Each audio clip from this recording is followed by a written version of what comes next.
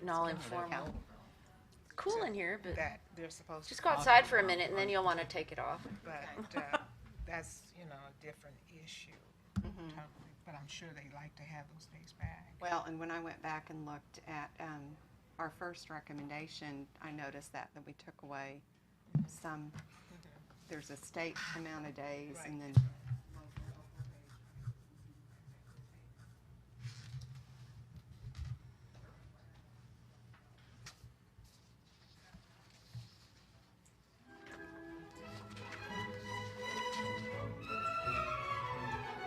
Oh, you did one of the community meetings?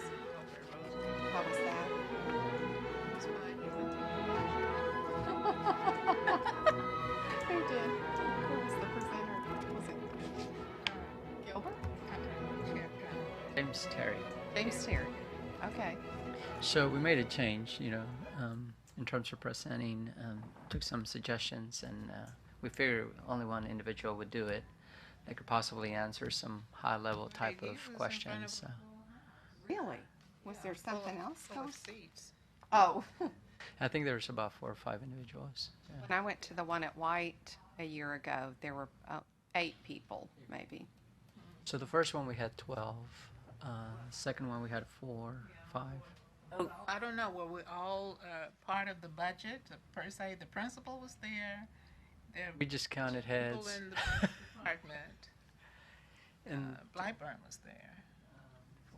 The director of the area. It was fun. so I was, And then there were 2 people I didn't know. They could have been parents. we're going to look at that. I was having a conversation with someone today about the possibility of, I don't know, maybe tagging along with somebody else, maybe Right. to get a bigger turnout. So May's such a hard time. There's it just is anything you're involved with has something going on in May, exactly. So we're especially school things.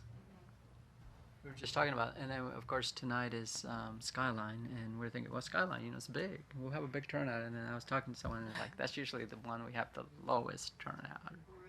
And, So many kids. so now you're going to compare 4 and Everywhere. They don't 6 and live make in the- right in that area. So yeah. Well, or a could- YouTube.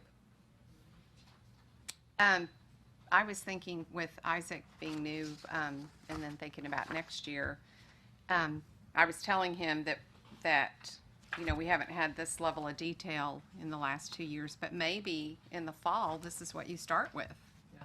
Actually, that would be great.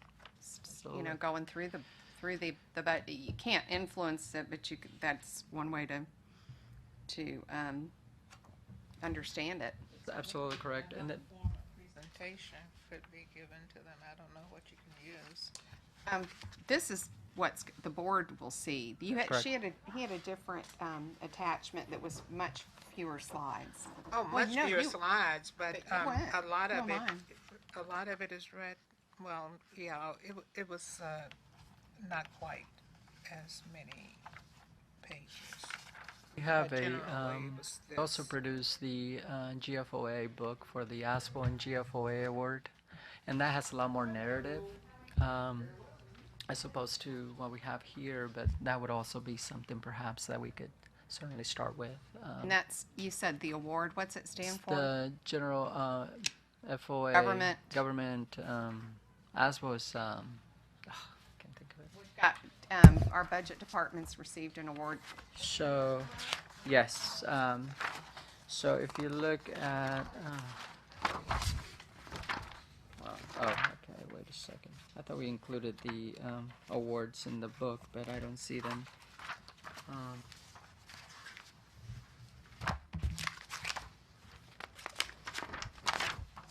Well, I was proven wrong. What does the city do? Their budget? Uh-huh. For getting community input or citizen input. They really don't have any citizens input. Not too much. I mean, the citizens come to the meetings. I go to those meetings, and I have to be there because I'm on the library board, and they talk about the budget at that time. But it's not much of an input. We, for instance, the library, the Friends of the library made a presentation last month just to encourage them to really increase the budget. But basically, they come up with that budget behind closed doors, per se. And very seldom, a little, not too much input unless you just go and ask to meet with them. Is their process Hi. similar? I mean, there's a, the city manager and then the budget department work to, Gilbert? A vending machine? To get a Diet Coke. They do. In the second floor, as you exit the wondered if there was some elevators to your left, template we could follow or it attack. takes dollars City or manager, quarters though, He happened to have or said checks or debit cards. Okay, we'll see. saying, they look at the money that they have coming in for taxes, and they develop the budget accordingly. And so, So they count on input from meetings, from the Yeah, from from the meetings. city council meetings that people are going to show up different and departments, like say, the police, if they are asking for more money or whatever, they meet with them personally. right, but then as far as citizen input, it would be whatever happens to be incidental at a city council meeting. Right, they can get on the agenda. Say what they want to Right, say, but because Mike had gotten, well, he wasn't on the agenda, he wrote something in the paper, but the guy, David with AFT, spoke to them about increasing the budget for the libraries and et cetera. We didn't know he was going to talk, but that's how you get the information to the council members, to let them know. The citizens do that through that venue. It helps. so is the district required by state law to do these community input things? No, but it's it should be incorporated into any budgeting. Right, process. absolutely.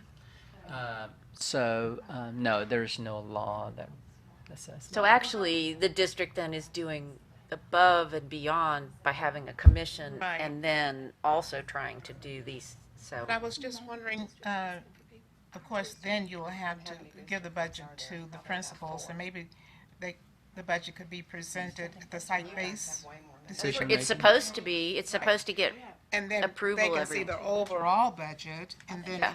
then they will have more of a clue of what they could probably do at their school level. They should have much. it, not much, but, Right, yeah. at least they would be aware of it. So Now, some principals don't even show their entire budgets. But, GFOA stands for Government Finance Officers Association, and ASBO is Association of School Business Officials. So we submit, and the document is about this big. But it's a lot of the requirements that they ask for in order to, and then it's reviewed by several panels, and then they determine whether the district receives the award or not. So, but it's a lot more detailed. It has a lot more information. GOFA. GFOA, FOA. And what's the other one? ASBO. AS. Are you, sir? Fine, Gilbert, how are you? Doing good. I know I owe you a Everybody. note back. Well, we were talking about community presentations. I think just go to Lucy's house. Oh, right. We'll get everybody there. Oh, yeah, have them all of the schools come to my house. For like a whole month straight, like. No, I meant But just Oh, once. just one meeting, yeah, she's that's the all. one who goes to most of them. No, that was the first time. I went because I just wanted to have an input, just So in light of what I was sent the going on at presentation to you so you be school level, informed, just so I you know, know. what we present. And a lot of it deviate, or not deviates, it's a result of what I'm presenting tonight. But a little higher level so that, you know, we don't want to confuse them with certain things, but of course they can ask. But I just wanted you to see the differences of, and we did include this year a academic performance, some slides on that, so that was a nice add-on to kind of project what we're doing and how the results are. But in terms of the cities, for example, Rowlett, that's where I live, you know, they are also every year trying to get community involvement. You know, it depends, you know, on who shows up, depending on the issues, of course. If you have a major bond election, you'll probably get a big turnout. well, if you're not and you're just trying to cut police or whatever the case is, so it all depends to answer the question of cities. I know Dallas does, to a certain extent, does some. I'm not exactly sure how many, but Paula Blockman probably can. I'll reach out to her and see how they do it. She came over from Dallas. I mean, from the city. Well, and then Gilbert and I've talked about this before. It's kind of hard to get your arms around doing any kind of survey of what's important to people. I think that might. Exactly. Absolutely. And we try, I mean, one of the things we say, obviously, at the sessions is a lot of them want to know, how can I help? And so what we tell them is, if they're parents, make sure your kids go to school every day. Or, I mean, that's the biggest advice we can give them, because obviously not just for the finance piece, but for the academic piece. I mean, I remember when I missed school, it was like missing, a whole week if I miss one day. So it's kind of the same thing, but it's From a financial standpoint, it costs money. absolutely, absolutely. So I don't want to think dollars all the time, but it's true. So those are some of the things that we do say as community members. I mean, my kids want to skip school all the time. I don't let them. I mean, unless they're terribly sick. I understand the importance of it for me is the academic side. Even though I'm on the finance side, is that they're missing out on something important that day. So. Do you know what the ballpark number of hits on the website is, and the DISD website on a daily basis, or? So I'm not specific on the website, but we can certainly probably track it. And I believe Communications is doing some of those trackings. I know they sent out an email regarding how many hits on the letter that they sent out district-wide, how many people open it, and how much time they spend reading it, and those sorts of things. So I could probably reach out to them. Just wondering if that would be another way to engage parents, community, whomever. Exactly. And certainly if somebody's going on there to find out how to enroll their kid or whatever, that's a Right. different. The budget is online. Yeah, it is. And so you could look specifically at that, but also to just wonder if if increasingly people are going to the website, that maybe putting flashing, pop-ups or something that says, hey, check the budget out, give us any feedback, or, something like that would be another way to. So they don't have to look at it. So Talking a little low there. When you're not required to give any money, give up money, I mean, that's just nebulous. My kids will get to go to school. Right, so, You're not asking for me to give you $100,000 or $10. so I'm not sure I really care about what. Right. Well, or back in 2011, when Alan King had said that Louisville had done a survey, I thought it was some, focus group type, lots of thought into the questions. He said they simply put out an email and said, what do you need? So anyway, well, it looks like we have a quorum. So Okay. at first, let me start by, Isaac, would you introduce yourself? Hi, yes, good afternoon. My name is Isaac Foz. I am new. I am a representative for Eric Cowan. I'm from the Dallas area, went to DISD schools, then was living in DC for the last 3 years before moving back here about a year ago. And looking forward to it and excited about it. Great. Well, I'll introduce ourselves afterwards. So want to go ahead and get started? absolutely. So let me just start the what I think we should accomplish today. I talked to Luisa So do you earlier want to get Susan? today, and our goal is to kind of go through the presentation that the board will see later on Thursday. If you're not aware, the board will be meeting on Thursday, and we have a workshop starting at 1 on Thursday. And the discussion for the workshop will be the TEI and also the budget. I suspect that a lot of the time will be spent on TEI. If you're obviously been in tune to the TEI initiative, it's one of the most important things that Superintendent Miles has pushed through, and so it is hoping that they will vote on that on this month, on the fourth Thursday, whenever that falls. So the budget, of course, will be also be discussed, and I'm sure there will be plenty of discussion on that. So I just wanted to let you know on that. What I also want to make sure that you understand is that we're still on a very preliminary budget. And so what you have in front of you is compiling all the things, all the community input that you guys have provided, of course, principals and staff and board members. We've attempted to include all those items already in the budget. Will there be changes? I can most certainly, probably with certainty, say that there may be. So again, we'll react as quickly as we can, and we'll produce a hopefully near final budget to the board, and I'll make sure that you get copied on May 25th. May 25th will include a lot more information in terms of backup and more details. And again, what you have in front of you today is it's pretty detailed, but again, it will be more to the campus and central organization level. So that's what we got, and hopefully by June, we'll get a approved budget, and we'll move forward and start July 1st, the fiscal year. The second piece, as we move through the presentation, that I want to touch on is how do we connect your recommendations to what's in the budget now? And I'll touch on a few items there. Is that proper? Okay, good. So in terms of the, if you know about the town hall meetings, we have three more, including tonight. Again, Wednesday, May 7th, that's tomorrow, and May 12th. So if you haven't had an opportunity to, and you want to, certainly those are the dates. I just wanted to kind of give the remaining pieces of the budget calendar that I just touched on. Again, we're presenting again to the board on Thursday. And after that, we'll probably discuss it again in June at the briefing, if there's no other workshops in between. And then hopefully the budget will be approved. I know it will have to be approved by June 26th. Is when they will approve the budget for next year. As you're aware, we can't spend any funds unless the budget is approved. So whatever twisting we have to do, we'll do. Again, we're near final, we're near completion.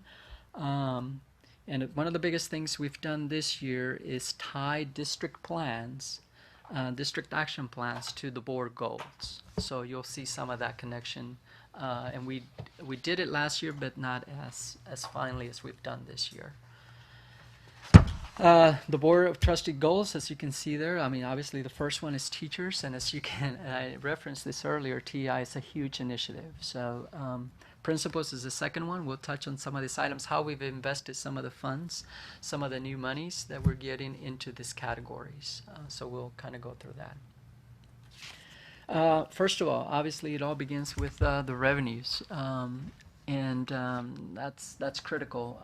As you are aware, back in 11-12 we had big cuts, close to $90 million, and so slowly the state has reinstated some of those funds. And so this year we're expecting the second dose of that. Since it's a 2-year biennium, this is the second year. Normally the second year of the biennium is a lot easier budget than the first. Or coming into the next one is going to be very difficult depending on what they decide at the state level. What percentage are we back at before cuts? So I mentioned $90 to $95 million worth of cuts. We've received approximately $50 million back between the two years, and that's a rough estimate. Of course, you know that there's still a lawsuit, and so we feel. And don't quote me on this, but there's the feeling that the state may be more prone to reinstate some additional funds based on that. So we just have to wait and see. Nothing retroactive. I doubt it. And that wouldn't happen till the next. Biennium. That is correct. So that's why it's difficult when we talk about, and if you're here, part of this committee, next year will be a lot more difficult in terms of budgeting and how we move forward, because they take forever to really decide on what the funding will be. And so therefore we'll have, I don't know, 5-6 scenarios probably before we actually get the final one. This year, my goal is to just have what you have in front and then have a near final one, and that's what we're moving forward with. Of course, that's the plan, but plans do change. In terms of the tax rates, just so that you know, there's no anticipated changes on that. We're going to leave it as is. You know, other districts you might hear about tax ratification, increasing the taxes, and so on and so forth. The district has not proposed that, and we're not proposing it at this time either. So we have a tax rate of 129 total. Approximately, yes. That's correct. And of course, you know, the difference is the maintenance and operations, 104, and of course to support our service, our debt. Tax over values, this is a big one. As you are aware, economic times are getting a little better in terms of property values.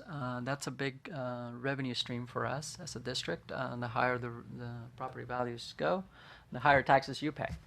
So, and we get to keep a little more of that. The property values, what we're building into the budget is about a 6% increase. Last year we built into the budget about a 4% increase. We're a little more aggressive this year. From all the all the economic data that we're seeing from the Federal Reserve is that it will continue that trend. For how long, we don't know, but at least for the next year. So, Gilbert, question. There's been some news on basically opinion pieces about commercial property appraised values, that if a piece of commercial property sells higher and the commercial properties around it are at a lower value, that per state law the appraisal districts can bring it down to 50%. The difference, I believe, is the way I read it. Has anybody done analysis of how much we're losing because of the lower appraised values of what's around the average appraised commercial properties than what was actually sold as? I haven't personally done it. I haven't seen it. But if there's a department that actually looks at that data, will be our Treasury Department. I can certainly ask and see how. I'll shoot you the write-up. Okay. It was in the newspaper this morning. And Send it to me. Yeah, I'll send it and I'll distribute over to Darlene, our treasurer, and see if she's done that type of analysis. She definitely looks into some of that data. Does the real estate? Orlando Alameda, that's more in terms of buildings and whatnot, not Here. the financial impact of that possibility. Again, this changes, as you know. You know, we get some figures, preliminary figures, and near final figures, and I think mine stayed the same, so I'm okay in terms of the value of my home. But again, you get that every year, and depending on those notices, you know, the Dallas Central Appraisal District communicates directly with us on that and what's happening in that area. What does that 6% increase translate into real dollars? So let me just we went originally we're doing 5.5%, and then we increased it to 6%, and the difference was about $4 million. So if we do the calculation again, just so you understand how the funding works, not all the revenue we keep, because then it's offset by the state as well. So what we might increase in the property values, then the state will give us less money. You're guessing that there's a net positive of $4 million. For a 0.5% when we did the analysis from 5.5 to 6%. So I can do what we actually by That putting just gives me a ballpark, because the taxable value means nothing to me. correct.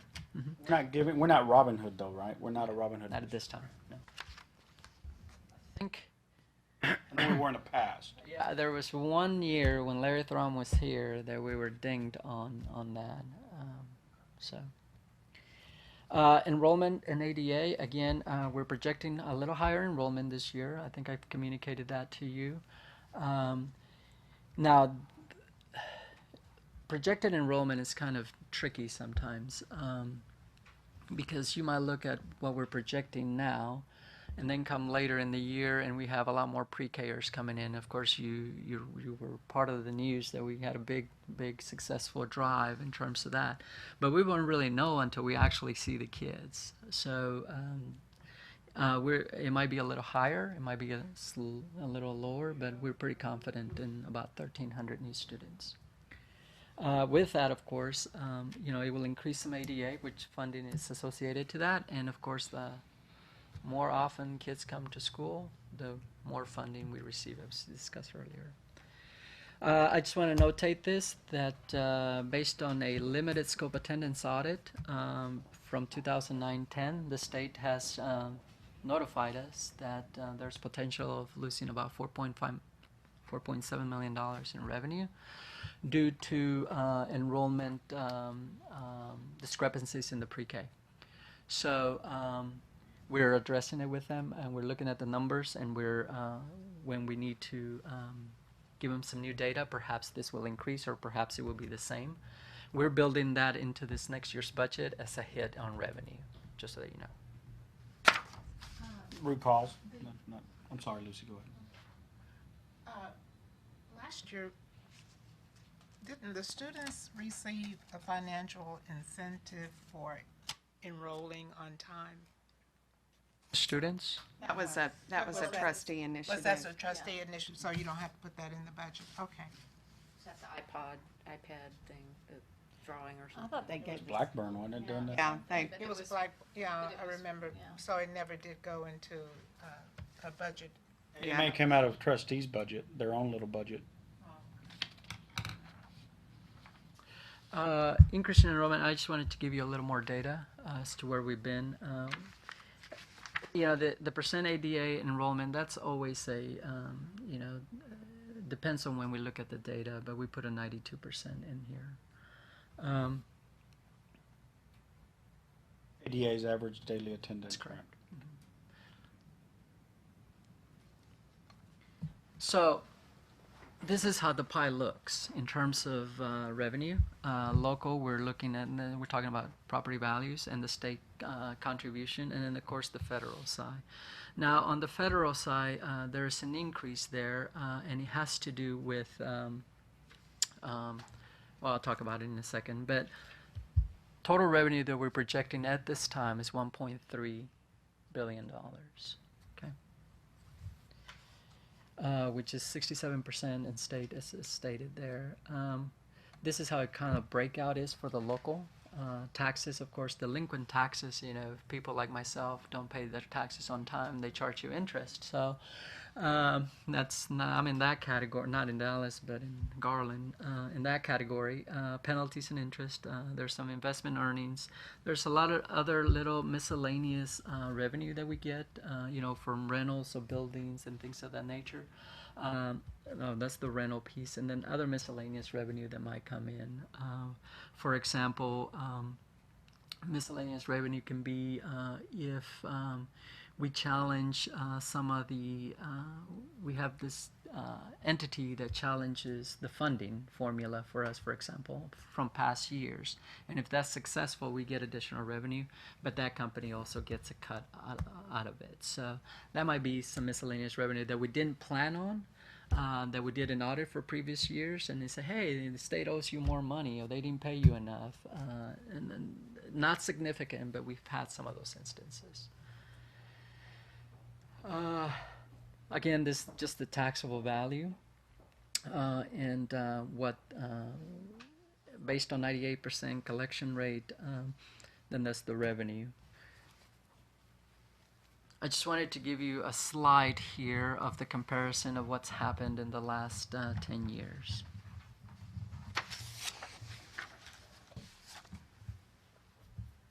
Nothing really significant other than it's if I can get back there.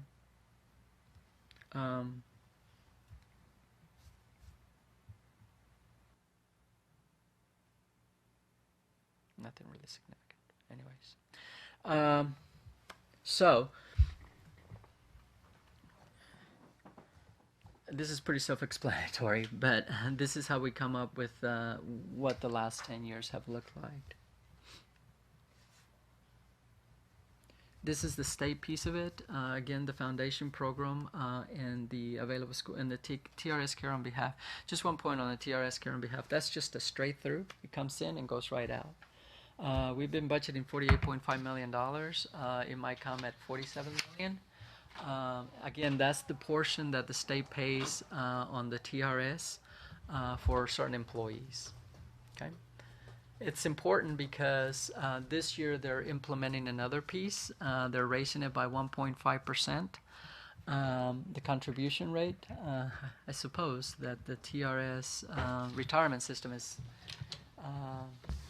they think it's in some sort of little trouble. I don't know how big of a trouble. I don't think it's significant, but they're hitting us here. They're also going to hit us personally for individuals, employees, and also to employers. It's going to increase. The rates are going to increase. In terms of the federal side, the big piece here is the BAPS and the QSCAPs, and you asked about this, Jose. And it's basically a federal subsidy. We borrowed about $143 million. Is this what Jim had, That is correct. okay, brought up to the bond? That is correct. So the government basically says, hey, we'll offset some of that if you put it into certain categories, put the capital to work in certain areas, and so that's the biggest piece of it. And here is the explanation. Build American Bonds, that was a subsidy, of course, that was about 3 years ago. And they did decrease it from 20 million to about 19 million due to sequestration. Sequestration basically was all federal programs had to be cut back. And we were hit by that. Title I, for example, is another piece that suffered that. The QSCAPs, as you can tell, they're 7.7 million. The original amount would have been $8 million because of the decrease. We're only going to receive 7.7 million. What does that mean to the district? To the district means that we will pay about $600,000 a year. The rest of the interest, most of it will be paid from the federal government. And the big piece is on August 2033, just for those of you that are still here, August 2033, we're going to have to pay that money back. $143 million is a one-time payment. So we're paying interest all the way up to then. But in 2033, I hope I'm not here, we'll have to pay it all. My son would just be graduating. Okay? $1 million support of interest that you have to pay? Yes, ma'am. Food services, shifting gears a little bit. I know we don't talk much about this, but food service is a federal program. We get most of the revenue from them, and as you're well aware, we're serving everybody that goes to school gets free breakfast, free lunch, and in some instances free dinners for after-school programs and whatnot. So that has increased to 117 million. That's the expenditures are the same. The debt service, again, this is to support that's the $1.04 the 24 cents that we talked about earlier. This is to support this debt.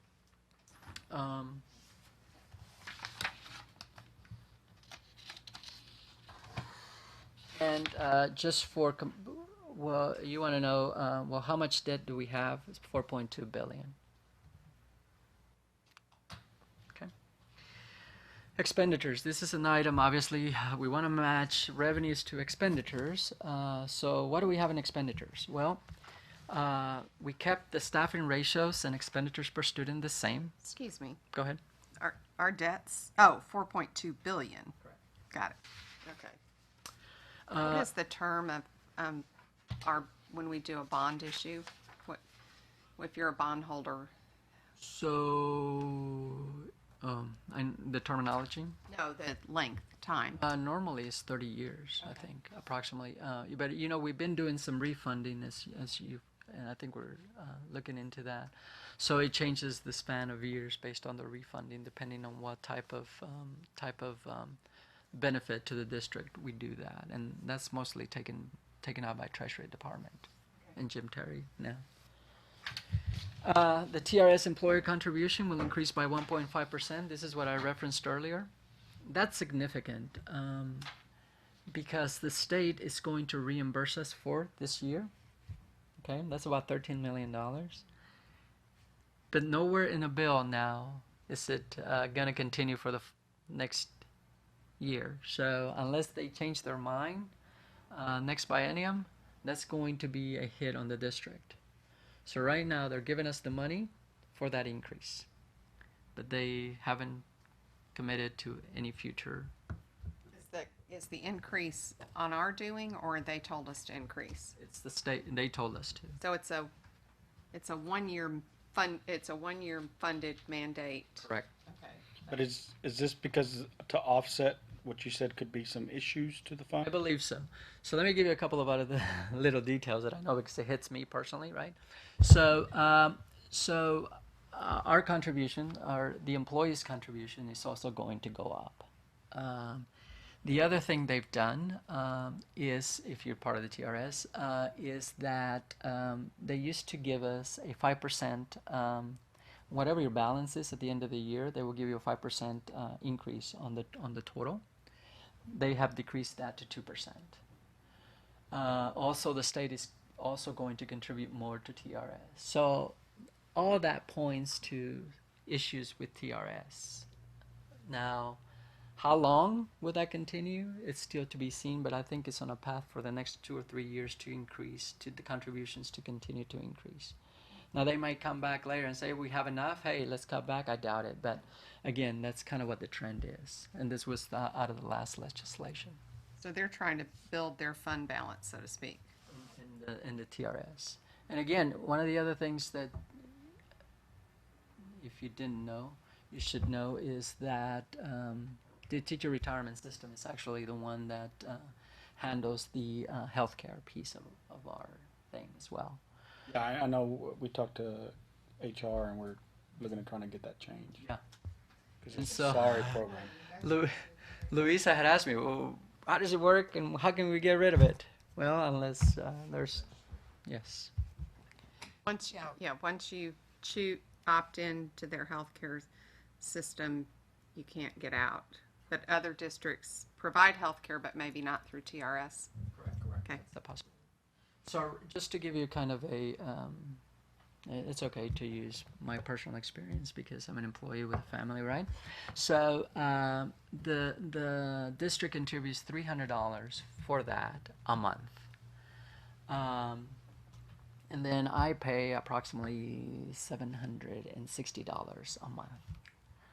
So you can kind of tell that's, when you're talking about $14,000-$15,000 out of your paycheck specifically for that, there's an issue. But again, I'm just throwing it out there for you to know. So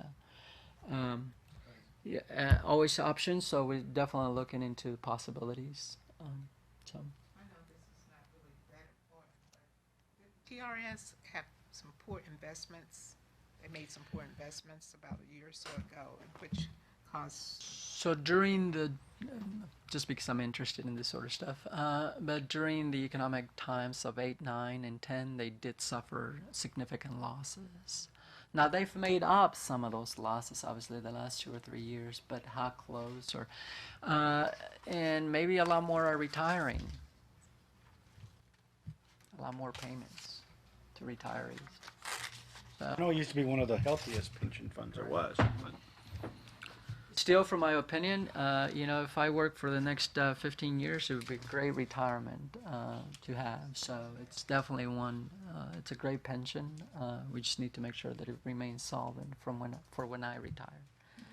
And is that board appointed by the governor? I'm sorry, I believe so. Yes, sir. There's the answer to most of the problems. Right, that's.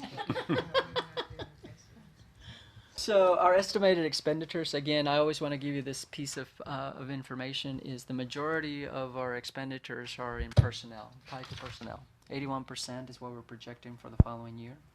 I want you to know this. This is slightly higher than last year when I gave you the same slides. And all the other items are other items. But again, it matches our revenue right now, matches what our expenditures are. 81% of our revenue goes into salaries and benefits. It's $1,047,000,000 approximately. And when I say salaries, it includes everything, benefits, FICA, and so on and so forth that we're responsible for in terms of an employer. This was just a slide. I guess we're trying to convince you that a raise of 3% might be okay to give employees. As the administration, of course, that's just a proposal. And again, I want to emphasize this is all preliminary, so It's across the board too, right? that's 3%. correct at this point in time. So last year, this is what some of the ISDs gave. I just wanted to kind of give you that piece. Have you heard anything about this year, what they might be? So this year, I think we're still doing kind of some research on what they're planning to, a lot of districts are kind of tight-lipped of what they're wanting to. And if you haven't seen it in the news, then they probably are a little hesitant to give it to you because they haven't built their budgets or whatnot. Aren't we losing around 20% of our teachers leaving?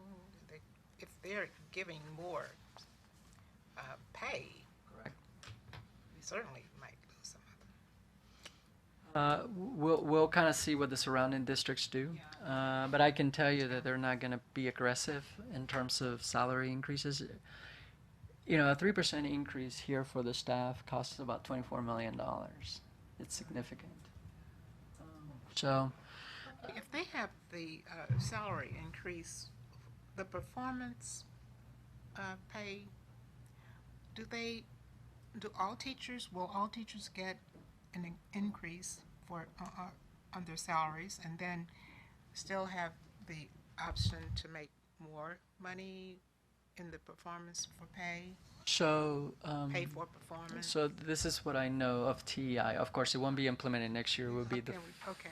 following year if it gets approved. And there are certain caveats as to how much you can increase and how much you can decrease. For example, if the plan is approved in 15-16 will be the first year that it's implemented.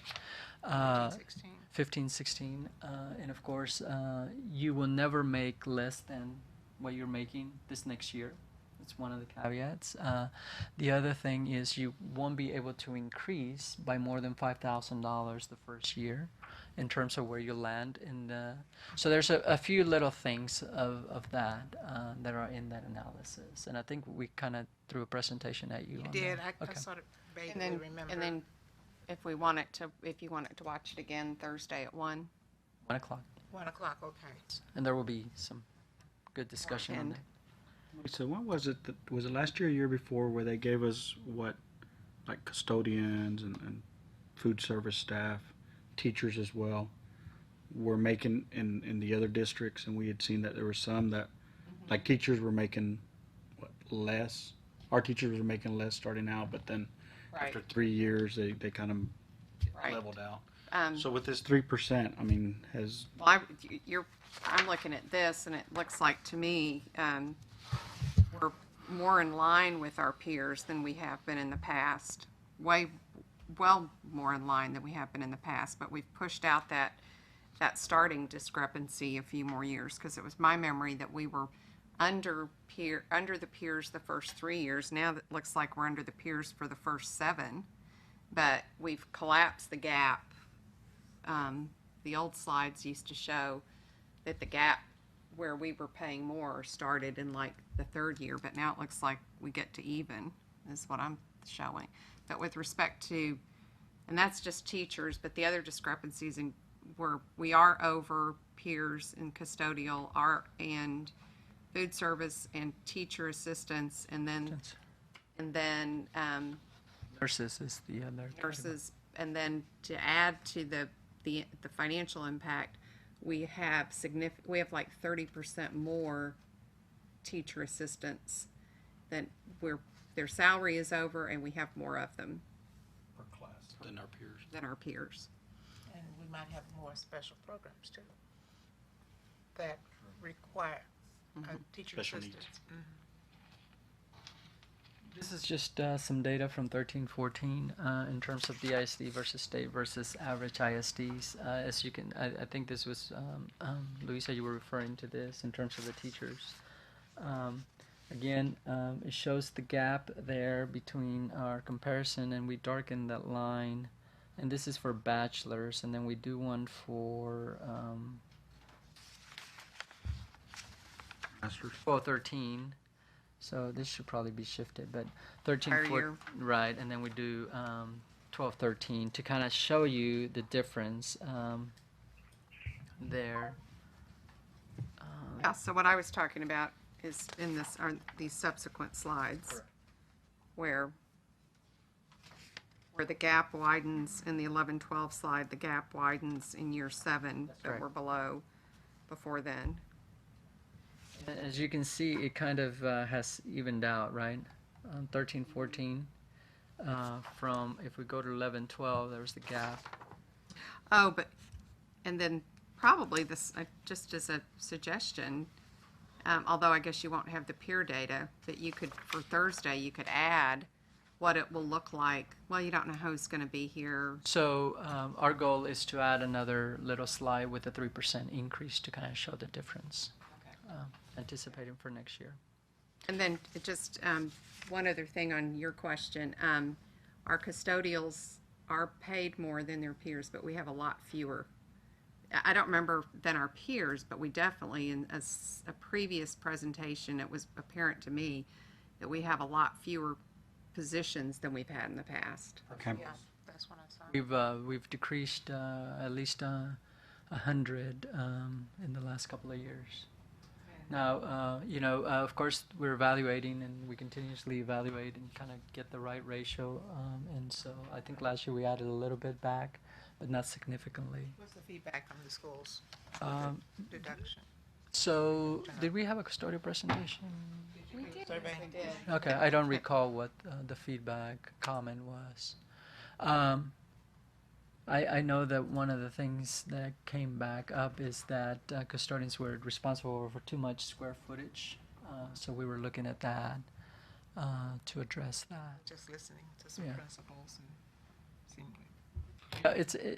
Of course, it's interesting.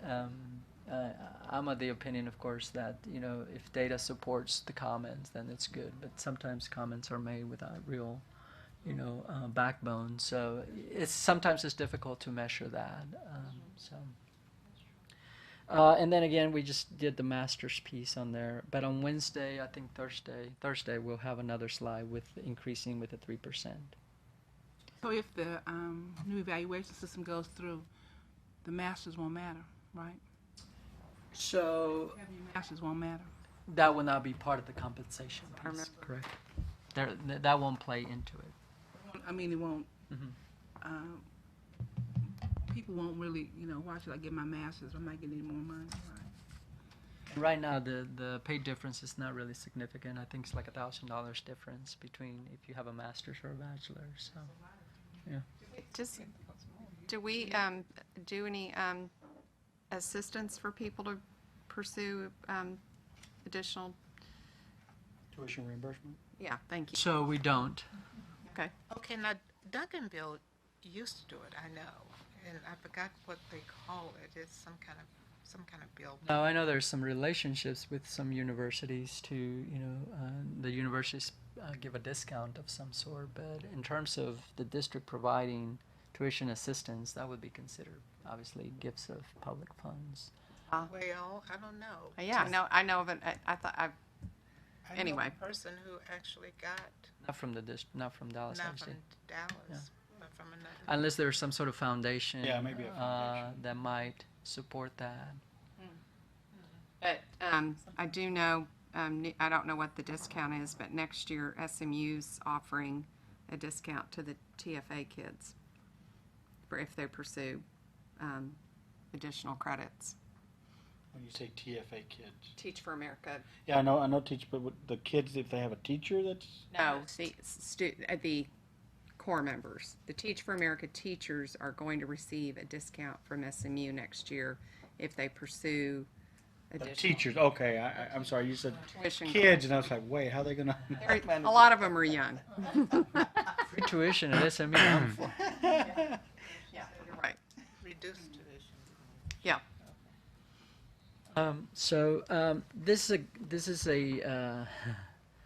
This is a good slide. I just want to apprise you of what's happening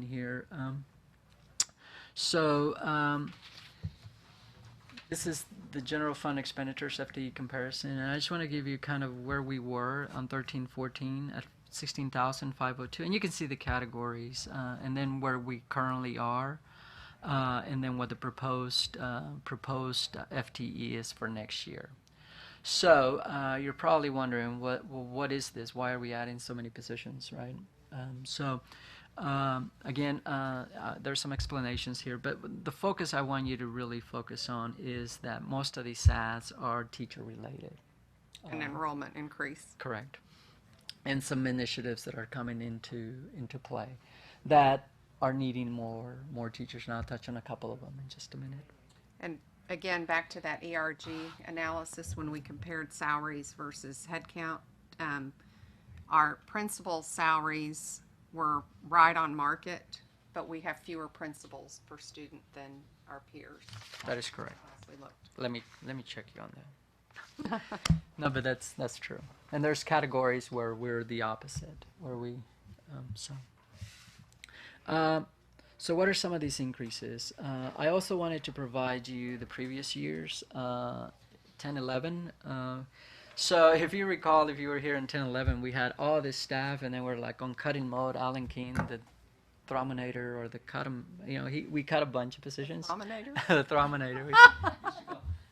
So we had to cut a bunch of positions from 10-11 to 11-12, and you can see that shift, and then you can see that we increased a little bit back on 12-13, but I just want you to see that progression and have all that information. So again, we keep a very close eye on this. As you can see, that 81% of the budget is tied to FTE, so we certainly, and I'm not saying we are, don't want to go back to 10-11 in terms of the issues we had then. What all is included in professional? So, okay, so that's a good question. So professional, for example, for campuses, it would include like counselors, librarians, nurses. Those are considered professional. And principals? No, Oh, they're in leadership. campus leadership includes only principals and assistant principals. And then professional includes all the other professional staff that's at the campus level, but all the support staff that support the campuses, like budget services. And instructional coaches, are those teachers or professional? So instructional coaches would be teachers, considered teachers, but we don't have any instructional coaches in the general fund. Just as an FYI, they're all funded from federal Title I funds. But on the FTEs, these include Title I positions. This is They only don't? general fund. 6,000. Oh, this is general. They're like That goes- 6,000, right? The teachers. Okay. This goes back to one of the recommendations, yes. So you're absolutely right, and we're going to start reporting it that way, maybe together in one slide.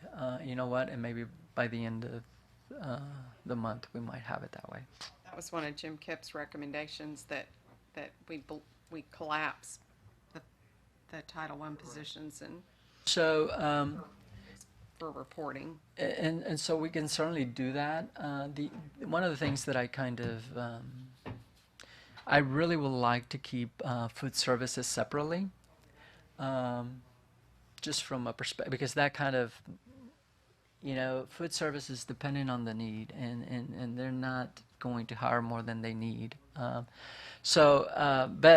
then again, we can include it in here. But anyways. Is it Past included it's in always this? been kind of hands off, right? Huh?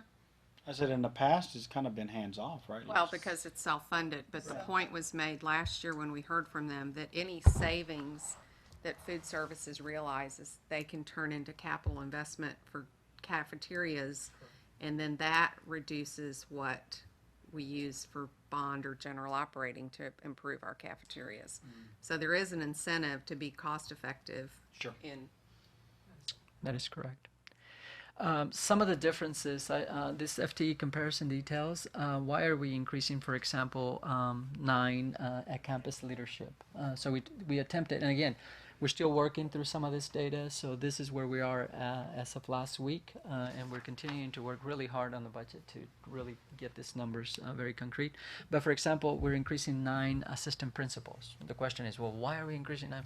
Well, we added a feeder program, feeder pattern for I-2020, and that's the reason for those ads.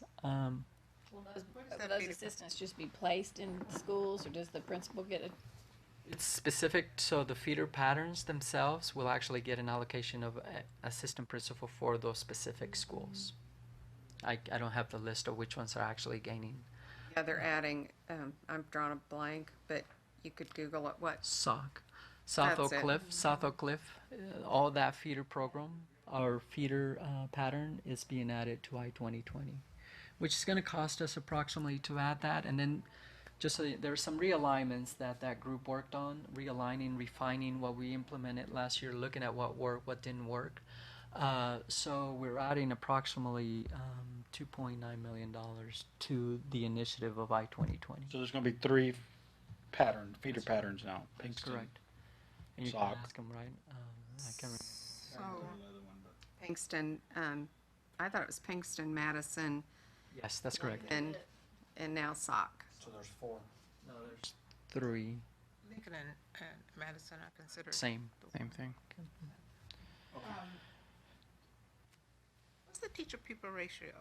And So, which one are you paying? Oh, No, let's- so, let's so look this at is the- so let's get a good understanding of how we budget. Okay. So we budget at a ratio at the elementary level on Which is the next page, by the way. Oh, it is. Oh, good. Oh, Sort of. sort of, kind of. Okay. Sort of, kind of, but no, So the way we budget at the elementary school is on a ratio of 1 to 23 for budgeting purposes. 1 to 23. That's correct. Now, I have to say that I build a little flexibility on that formula.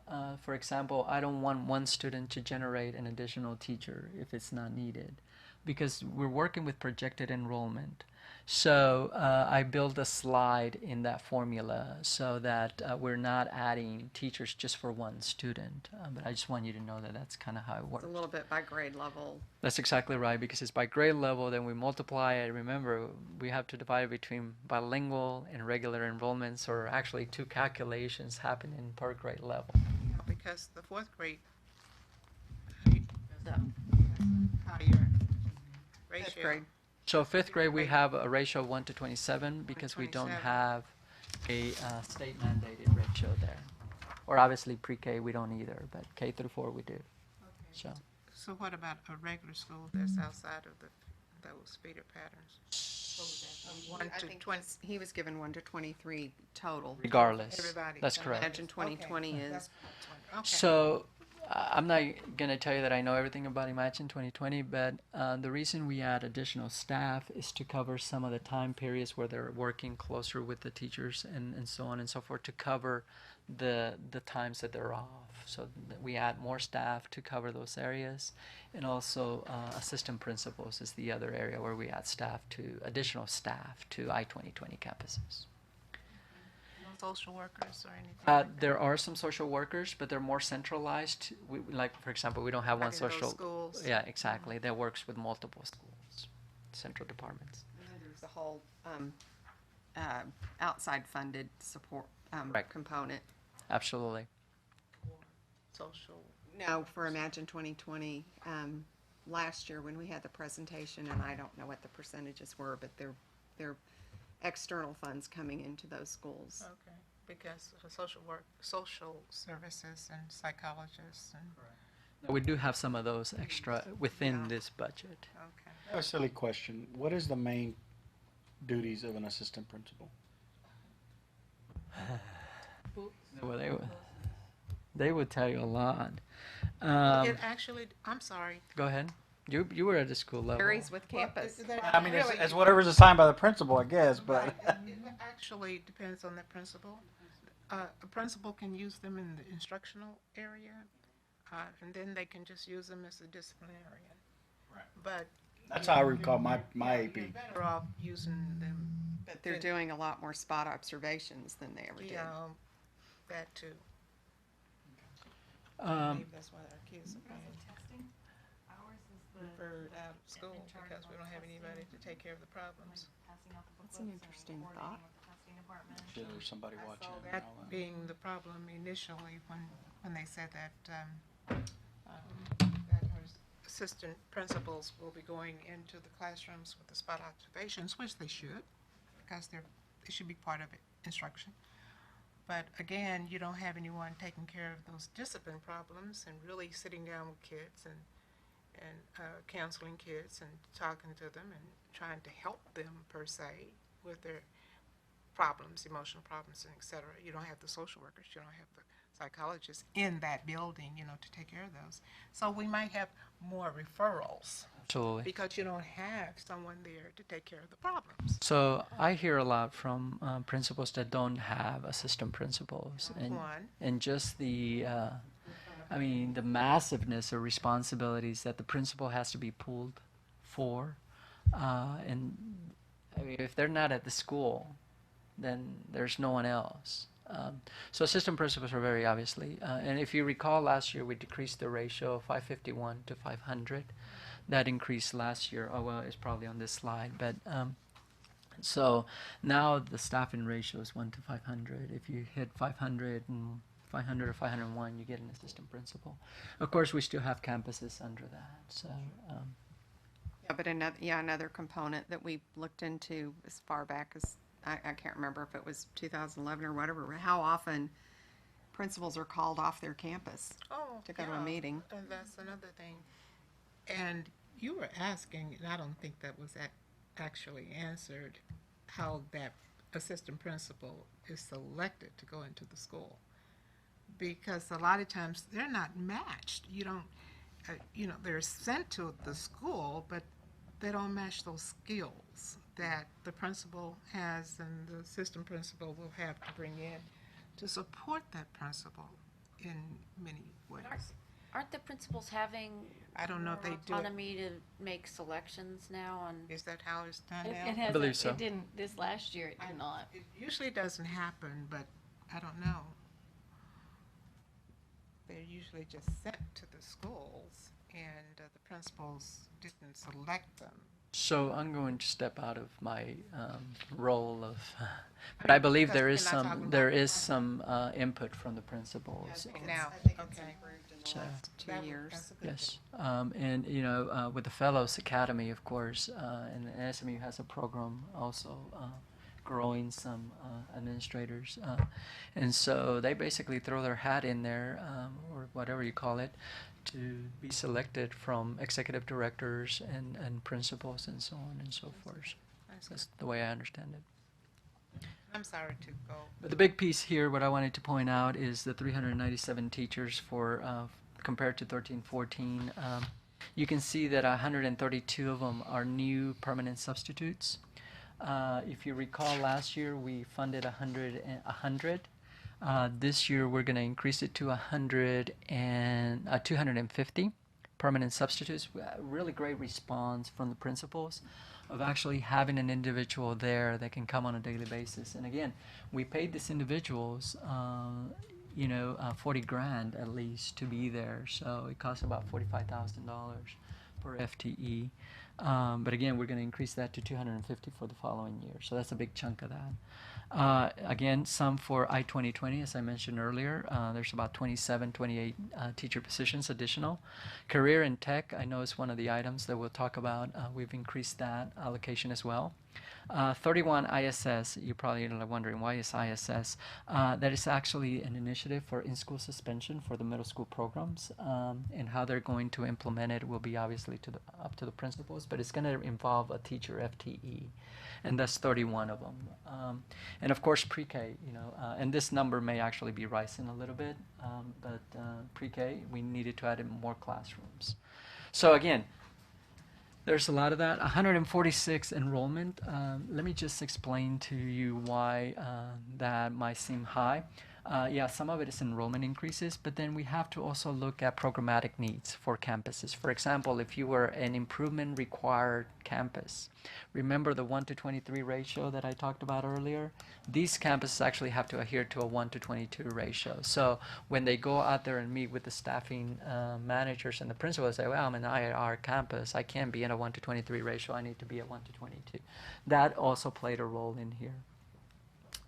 And again, TAs associated with increases. Now, in terms of professional non-campus, this is where I kind of delineate a little bit. In terms of professional, your question earlier, what does it include? And I just wanted to point out that some of those are have to do with central organizations. Okay. And this number is actually gone down a little bit because next year the fellows program will only include 30. So we've decreased that by about 20 FTEs. Are you saying you're going to reduce communication services and chief of staff, or I'm sorry, that's an increase. those are all ads? That's correct. Okay. Yes. In terms of support, Samuel became an early college and it's now state. They received the designation, so they're going to be working with. Somebody help me. Central?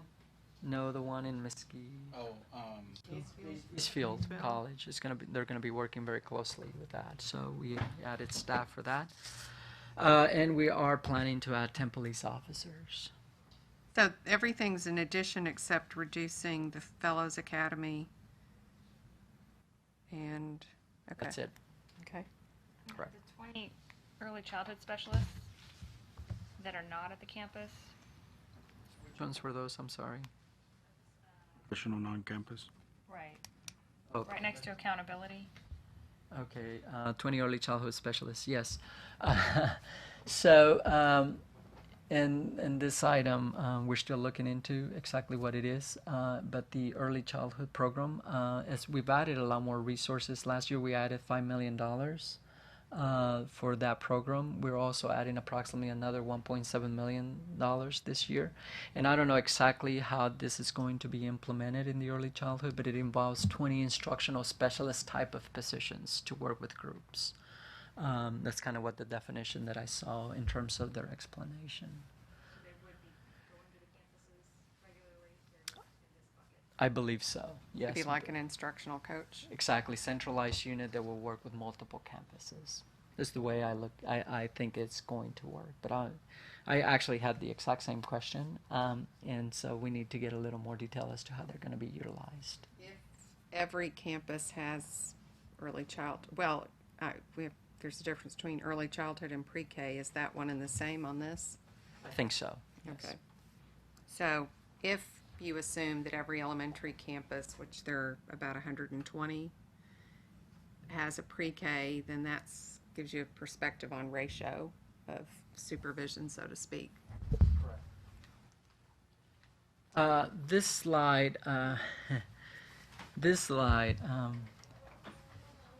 we worked on to kind of give us a sense of, we were talking about it earlier as to what staff and what ratios, we're talking about assistant principals only cover 400 or whatnot. So for example, campus leadership, which includes, and we try to keep the same format as the previous slide to kind of give us an idea, but campus leadership, for example, includes principals and assistant principals, correct? So we're saying back in 11, 12, it was 1 to 322, but you can kind of see the trend going down. Basically what I wanted to. Why? We've added more assistant principals, I-2020, the formula has been reduced, so on and so forth. We probably, we haven't added that many new schools, but in some instances there were new schools opened and closed. So I just kind of wanted to give you an idea of what's occurring in terms of overall per FTE number of students overall. So, and then remember that between 11-12 and 12-13, we had the 90 million budget cut. Correct. Very good So point. It's interesting that campus leadership was essentially flat, but The not, maintenance went way up. right? Or custodial. All right. Yes, and so when we were doing this slide, a couple of things happened. in terms of we had to stabilize the data and kind of make sure that whatever parameters we were using in 11, 12, because some of the jobs change in terms of where they land. You know, they might be maintenance, but it might be considered custodial. So we were trying to align that. But that's interesting on the. More schools. I'm sorry. We added and we We added, closed. we added more schools. We did. Larger schools. That's a possibility, but that's a very interesting one, and I think I questioned that one, but I can't remember what the answer was. But I better find out the answer quickly. Yeah, I mean, I think it's an interesting thought, just, maybe one more line that shows the total number of campuses, Correct. because Campuses. we closed some and opened some. And you're projecting fewer security people. I thought that had been increased. In terms of security, It did increase, because it's a ratio. Right. So it used to be one One per to- 900. now one it's to one 1.8, per yeah. that one makes Yeah. sense. I know, you have to, And again, the teacher is the same. Again, we're adding more teachers, obviously, you reduce. Now, again, this was just based on a certain point in time when we took the snapshot, so. or maybe you do number of campuses, number in enrollment, or Correct, in enrollment, okay. To continue on, so, I tied the goals to the district action plans to the goals, and this is kind of what the result is. So if you go back all the way back to the beginning of the presentation, you will see the slide of the goals for the board, and then we just attached dollars of what some of the items would have been. So for teachers, it's one of the first goals of the board. And we are adding to that category approximately $23 million. Now your question is, well, why, right? So I'll talk a little bit about it. But for example, teachers, we're including the proposed salary increase here and some of the other initiatives like ISS that we talked about, in school suspension initiative. We talked about the permanent substitute initiative. Those are things that go into the teacher category. Principals, one of the big items that we're doing next year is the principal, I call it PIE, Principals Excellence Initiative. They're going to be compensated now based on certain things and get stipends for it. That's going to cost us approximately $2.4 million. And all these are supported by the DAPS that is included in your manual. It's kind of a manual. Under the DAPS category, which began on page of your handout. Excuse me. It's 57. 57, thank you very much.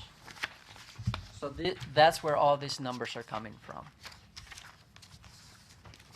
So safe and secure schools, for example, there's some areas there. Another big item is human resources. Again, that's where 7.7 million is for the 3% raise for non-teaching staff. $12.5 million for TRS employer contribution. I should probably have split that between teachers and human resources. I probably need to do that. 6.8 permanent substitutes and 4.5 for campus staffing due to enrollment. Another thing that we're doing is we're increasing our contribution to health insurance. I told you that earlier. That is costing more. That's going to equate to about $3 per month. what percentage of the employees participate in the health insurance? That's a good question. So we have approximately if you include food services and title people, there you're talking about approximately 18,000 positions. Or how many of those are filled is it's debatable. But I can give you a fill rate probably, but I don't have it with me. So last time I checked, there was about 12,700 participants in the TRS health program. And just because I wanted to know, because it impacts me, I said, well, I want to see a little more detail. So I want to see who's participating, right? So about 9,500 were single people participating in the program. In other words, they didn't have the family plan that I have. So in that scenario, in most cases, the individual plan, you really don't have to pay additional because most of that cost is covered by the district. So, When you have family yes. or employee and children, that it goes way up. I guess what crosses my mind, just for the sake of discussion, is you have 8,000 employees who aren't participating in TRS, who aren't getting, if you consider an employee contribution in anything to be income, That's correct. then you have 8,000 people who aren't getting that. Absolutely. That's correct. Yeah, but like in my case, $700 versus I pay at Halliburton $125 a month for all of us. So I don't have Charlotte participate. Correct. So Charlotte is not getting a benefit Correct. that 12,000 employees are. Correct. So you could say, instead of putting it in directly into TRS, that we're going to give everybody $300, all 20,000, instead of just 12,000. So Carla will get $3,700 to use as for another plan or so on and so forth. So she's not getting that benefit. Yeah, there used to be, a way of thinking with respect to employee benefits, that everybody gets the same bucket of money, and then they choose how to. Then what happens then, because I would have noticed that, is the enrollment material that they provide is not very good. No. This is Because just I had no hypothetical. idea about that. No, it's hypothetical. Okay. I'm saying- It is totally. I'm not gonna leave money on the table, believe me. There is no money being left. To me, it's just something to think about. There are 8,000 people who aren't getting something that 12,000 are, simply by choosing to enroll or not in the program. That's a very good way of looking at it overall. And it's their choice, right? It's their choice, but you could also, some employers say, I'm going to give you $3,000, and you decide which, whether to take it home or to contribute it into a benefits package. So, totally agree. So one of the aspects could be, this is just the thought, and it just, again, I'm interested in this sort of stuff because it hits my wallet, correct? So in addition to what I just said, for example, I also have a medical savings plan, a medical savings account, correct? Which I always do the maximum because I always spend more than that because I have the cheapest plan on TRS, right?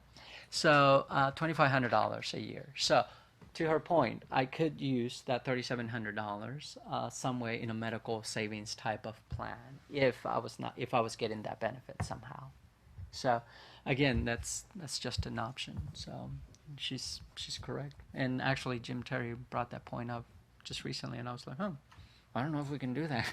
But anyways, That may not be allowed, I'll let but- the experts figure it out. Okay. This is just a graphic illustration of the previous slide. And again, a lot of the money that you see is going to human resources, but again, it's the note on the previous page kind of explains why. So, one of the great suggestions that we've had in the district, not only from this committee but from previous committees, is to increase expenditures at the early childhood in the early childhood education. And this is kind of a graphic to show you that we are putting more money, more resources into this category, and we're up to approximately $49 million, which it's a significant amount. And then again, remember that for pre-K enrollment, we only get half of the funding. So I'm looking at dollars, but again, we're also looking at performance and what are the things that we need as a district to move forward academically. When did we switch from half-day to full-day pre-K? So it's difficult to pinpoint because at one point in time we were offering both. Some would do full day. If you were quick to the gun, and you had a strong at that point in time, whatever we called them. And so that we would say some will offer full day and some will offer half day. And I think eventually when we all decided to go full day was probably about 4 years ago, I want to say. But something that crosses my mind is would we be able to serve more students if we were half-day, because there's a capacity issue. I still think a lot of the people who aren't served make personal choices based on, Half day. where, because you see one campus that's full and another campus that has openings, and I don't think we actually know why they choose one over the other. But something to think about. There's a rationale for doing that, but if a family or a parent who does not meet the income requirements or the language, how much would they have to pay? Can they pay per child to come? So right now, we cannot do that. You can't do it at all. No, ma'am. We pursued it 2 years ago. Other districts do it, but until every child has been served, the TEA says we can't offer it to those tuition. Based. Okay, but if you have completed your enrollment and you have actually space, you still can't We were offer. doing it to a handful of people where there were openings, but then the state said, Got busted? No. no, but Okay, so if a family comes just below the income guidelines, Just above it? or just above it, and especially those who are just below, because I think sometimes they can be just as at risk as those who meet it. Are we going to ever consider looking at those families? we looked at it fully a year ago and came up with a tuition, because it was a recommendation of this commission Correct. to offer tuition. Well, I was just Spots. wondering if they would just start accepting those parents But the if they came just a tiny bit below. So you have to definitely meet I mean, that. above that, yeah. Even if they were slightly above, you can't Yep. serve them because of the guidelines, and that's kind of how we got busted in some of that Some of 4.5 the million. Students some of the kids who really need it. Gilbert. completely agree, We but, are. but Yeah, this, I know, but, we have but- the guidelines. Yeah. but the TEA said until we have no one on the waiting list, we cannot. But now I was just saying that TEA should really start considering Mm-hmm. enrolling those kids who just come just a little bit above that income level, because many of those kids are still at risk. It's an arbitrary number, right? What is. does it really mean? Right. It's a dollar sign, what. Question, and don't you go shut this down, because my kid just got accepted, but how I'm do not the gonna say Montessori schools They're not, work with the pre-K, because they don't look at income guidelines or any of that, it's just, you they're an gotta apply. exception. But why can't we make all pre-K the exception That's then, what I'm saying. under the same rule? I think we're all in agreement. I pushed I it was just really wondering hard. what legal, So can we call all our pre-K programs Montessori? that's what I'm wondering. They should, and they have more individualized instruction there. Why Got can't to they? send the teacher to training. Maybe that should be one of Call the. it You say one of those Montessori things unless it really where- is Montessori. I think that would be fraud. Well, So let's do them all as Montessori then, and give, if, I was just wondering how that works, because The Montessori, I think to answer your question, it's because I asked it 2 years ago and I could dig up the response, but it's holdover or special program or something like that. You're only talking about probably 60 kids or. it's not very many. But still, for everyone who's advocating for this, I happen to know a really eager mom who's firing off emails to legislators and so on. And so I'll tell her, I've got more people for your team. Absolutely. She got turned down and she's been writing everybody. Didn't I read what the Gates grant would actually have that type of curriculum? So just yesterday. So that was regarding personalized learning. Right, and say Gates to tailor, learning. Personalized learning, and that's the right. big And initiative they the district kinda has embarked did on. that. So that's more Montessori. for looking at different ways of teaching kids. The only reason I know this because somehow I got pulled into this committee. yes, that we won the award. It was very competitive, and also the district You won it, for okay. 700,000 plus, as reported. And then the district is also contributing approximately $1.5 million to also expand on that. So that's part of the budget here as well. So as we move forward to grow that program. It's a very interesting way of, I love it, personalized learning. But I don't know enough, but Ashley Bryan is absolutely magnificent on that topic. And we can certainly ask to share more info if needed. Just a couple of reductions. Oracle Project ERP, we completed that last year, so we don't need to spend those monies again. Elimination of one-year projects. These are just different items that we cut out of the budget from last year, which include the fellows as part of this. And 2% unexpended salary assumption. If you remember, that's what we built into the budget last year. So when we're comparing to next year's, you will see in the next slide, is we say, okay, what is the assumption? So in other words, if right now our budget right now is 1.233 million. If I added the assumption back of salary savings, it would be 1.25 million for comparison purposes. In other words, we just take it right off the top because we know we're not going to spend those funds due to several things: vacancies, unexpended funds, and so on and so forth. Food service, again, this is just a split of how we spend those funds. Based, obviously, same thing. Salary is a big portion of that, and then of course all the food that requires to feed the students. By the way, I was the buyer for just a few months when I first joined the district, and one of my responsibilities during a certain period of time was to buy food, and I don't ever want to do that again. So. Perishables or? Yeah, all of them.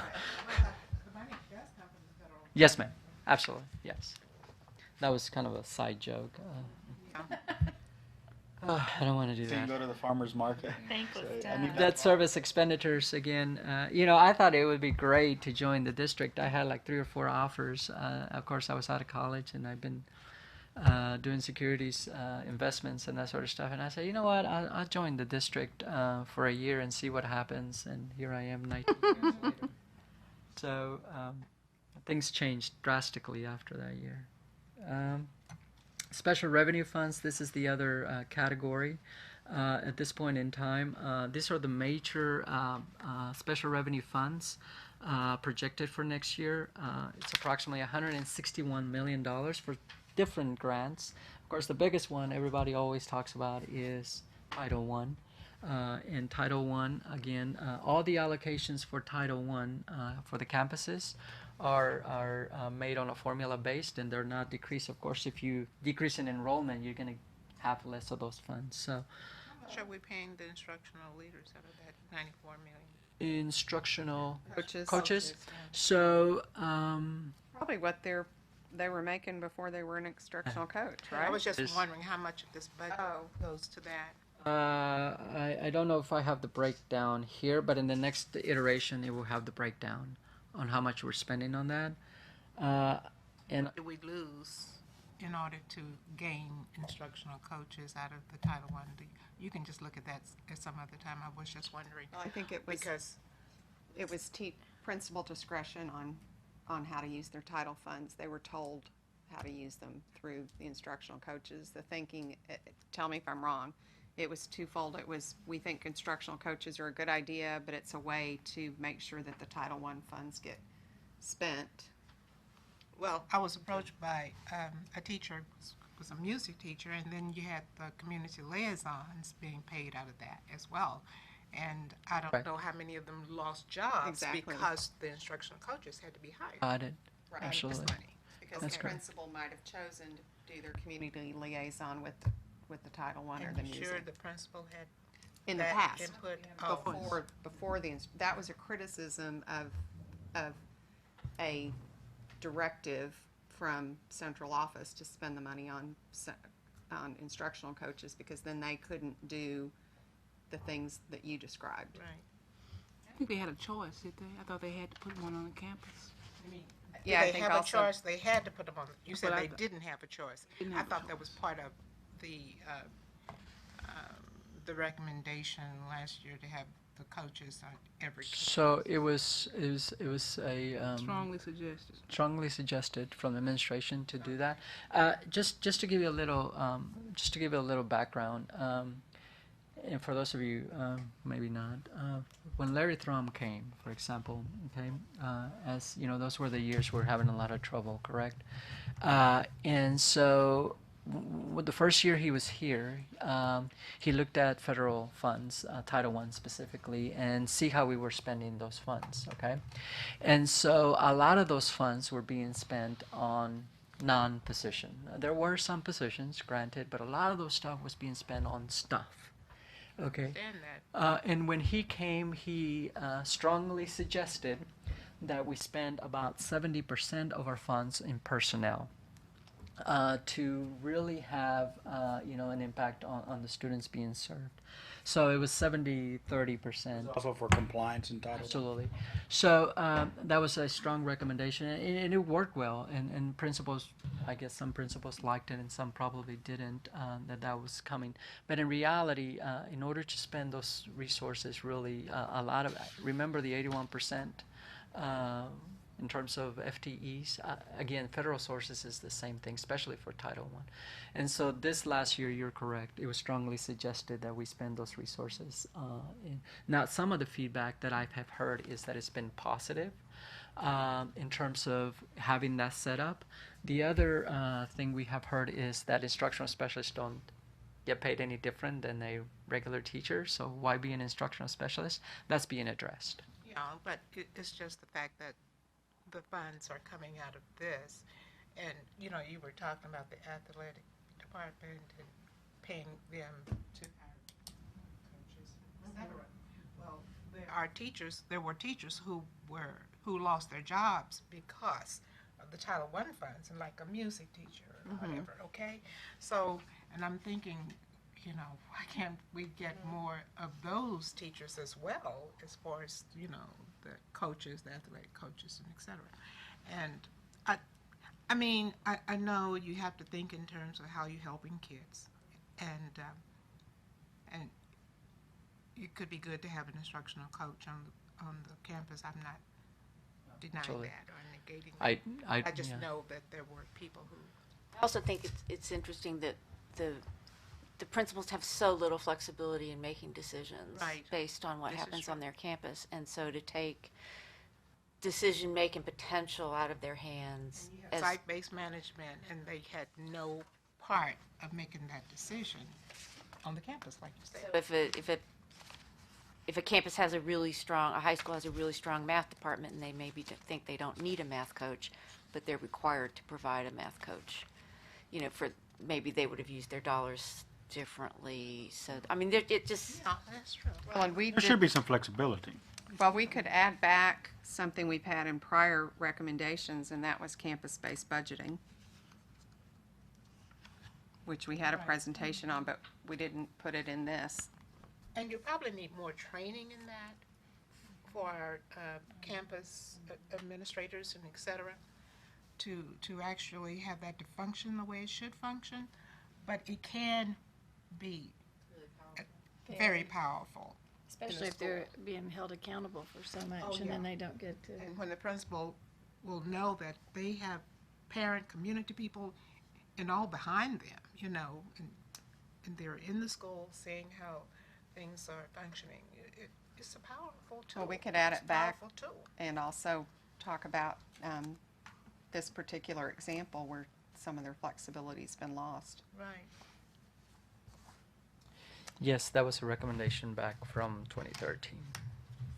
The teacher can make as much as $54,000 or $60-some thousand, you know, a year. And just because it's a teacher, quote, position, does not mean that that person is not making a good salary taken from that Title I fund that was on that campus. That's quite a bit. Correct. Again, we just put some big grants here for and obviously Title I is the biggest one. So the ABE program, what is it? ABE. So the Adult Basic Education program is a federal program. We just kind of are the we don't. Excuse me. So Adult Basic Ed is basically we're teaching adults, and that's run by one of our departments here. It's a federal program. That has changed this year. So we used to have about $4 million, but now the Workforce Commission is responsible for this, and they have spread out the wealth. I know they were doing GED, so they're also doing ABE. That's correct. That's the same one. So is this self-sufficient? I mean, all expenditures are... It's all federally funded, but the district has lost a big portion of that. And they have distributed to colleges, community colleges, and other areas, other providers. Workforce Commission. That's correct. So that's business of educating kids. that's huge. We're in the Can't business help of educating kids. Again, just to give you a reference point of current budget compared to what we're, and again, the special education grants, there was a big piece that we were losing there due to some carry forward from previous years, and then we offset some of that lost in general funds to continue to maintain the programs. Is there a general reason for the decrease? In terms of which, on the special education piece? Oh, I'm sorry, I just meant the whole column. Sorry. So the big piece is priority grants, tips. That's a big piece that we're not projected to have next year. And then the next biggest piece is the special education grants. I'm sorry, I wasn't listening when you said that went down. It's not lower enrollment. Yeah, that was just programmatically back on the ARA funds. It was carrying us over from year Oh, to year, okay. and those funds have actually kind of dwindled. So the carry forward is not as much as it used to be to continue for the following year. We're actually shifting some of that to the general fund, about $4 million, to pay for speech therapist and for transportation. Does this have anything to do with inclusion? No, ma'am. It's just that we're losing, in order to maintain the special ed services, we had to include some in the general fund. And I'll So talk- like dyslexia, is that under That's what I'm special ed? saying, you know, they're in the regular classroom most of the time. Some of the special ed kids, that's where they are, they're there, but So the majority of it comes from general funds, but this is just to supplement. This is what they're allocating for us, but I'm drawing a complete blank on the ARA. That was, It was back in 2010, 2011. right. It's a initiative from the federal government Right. to. So it's lapsed, or it's expired. So every year we will get to carry some funds that we didn't spend the previous year for that program. That's pretty much coming to a. And the WADA for special ed from the state hasn't gone up in over 20 Since I can remember. Since I've been in the business anyways. Correct. Again, there's some reductions, but the biggest one is the special ed and TIPS, priority school grants. Same reason it was up, The TIPS piece. that it's expired. That's exactly right. All right, thank you. And then it just gives you a comparison of the FTEs. So if you combine this FTEs plus the general fund FTEs, we're talking about not 19 approximately thousand, and then you include the services. That's when you hear the figure of over 20,000 employees. It's true. It's just in different buckets. Summary. Yeah, the big piece after an hour and a half. Let's see. So where are we? Well, this is. This could be good, it could be bad, depending on how you interpret it. But our beginning fund balance was 281 this year. We are projected 13-14 to add $50 million to that conservatively. And we are proposing to assign part of that into acquiring or looking into the possibility of an administrative building. Estimated ended undesignated fund balance we're projecting to be about 311 next year, and that's a conservative figure at this time. It's that one. Well, I happened to be looking at the Parsons study the other day, and I know that's going to give people heartburn because it's administrative and not a campus. But Absolutely. the lowest, one of the lowest rankings in terms of physical, or in terms of facility health are our administrative buildings. And just in case you're here in 2033, I want you to remember that we're going to have to make that payment of $143 million, and that will come from the fund balance. So, So it's due in full, not, yes, we'll pay interest all the way up and then a one-time payment of $143 million. But So that's your being fund- reflected on the fund balance, right, as a note. Well, that's why we're putting it in here for those, when the next CFO and the next budget director comes in, and don't forget that piece. It's a huge one. but because we invested that money primarily in HVAC, wasn't there a thinking that we would achieve savings through a more efficient Hopefully, HVAC system? that is Are we correct. tracking that? I'm sure that group is, but I'm not certain. I'm It sure wasn't they have. discussed in their bond meeting, but So since you started at zero, this is a zero budget. Oh, All So- the funds that are not expended during the course of a year goes into, go into those, into the fund balance. That's correct. So that's why it's, so one of the misconceptions from the campuses specifically is that if we don't spend the money, you'll lose it. We don't lose the money. It goes so it to goes into the fund. absolutely, and in that respect, and the board has authority on how to spend some of that, and so on and so forth, initiatives and whatnot. So, but I think we've drilled them pretty hard now, and a lot of them do a great job spending funds, and we monitor that on a monthly basis. I went and did a presentation for the SMU Fellow Program through the Teaching Trust. They're all the ISD employees that are taking that program, and it was wonderful to see the excitement and the real very, very wanting to do and serve students and serve the public. And one of the things was, well, we don't get enough money at this campuses, and I said, well, that's not totally true. I said, if you look at the whole different buckets of funds that you get at a campus, really you have sufficient resources. Transfer some of those. You really do have sufficient resources. And then I gave them the comparison of, every year, we were talking about Title I, right, earlier, and how we don't spend the money. Every year we carry between 11 to $15 million from the previous year that were not spent. So we are working really hard to help the campuses in that area. Did we improve we won't know yet with the instructional coaches if we've improved that. We won't know, but we're not carrying as much, but it's not that much different. So, the other thing is filling those positions. I mean, if there's That's a the time frame, problem. exactly. If there's a time frame where you don't fill them, I mean, all those 2 or 3 months of not being filled.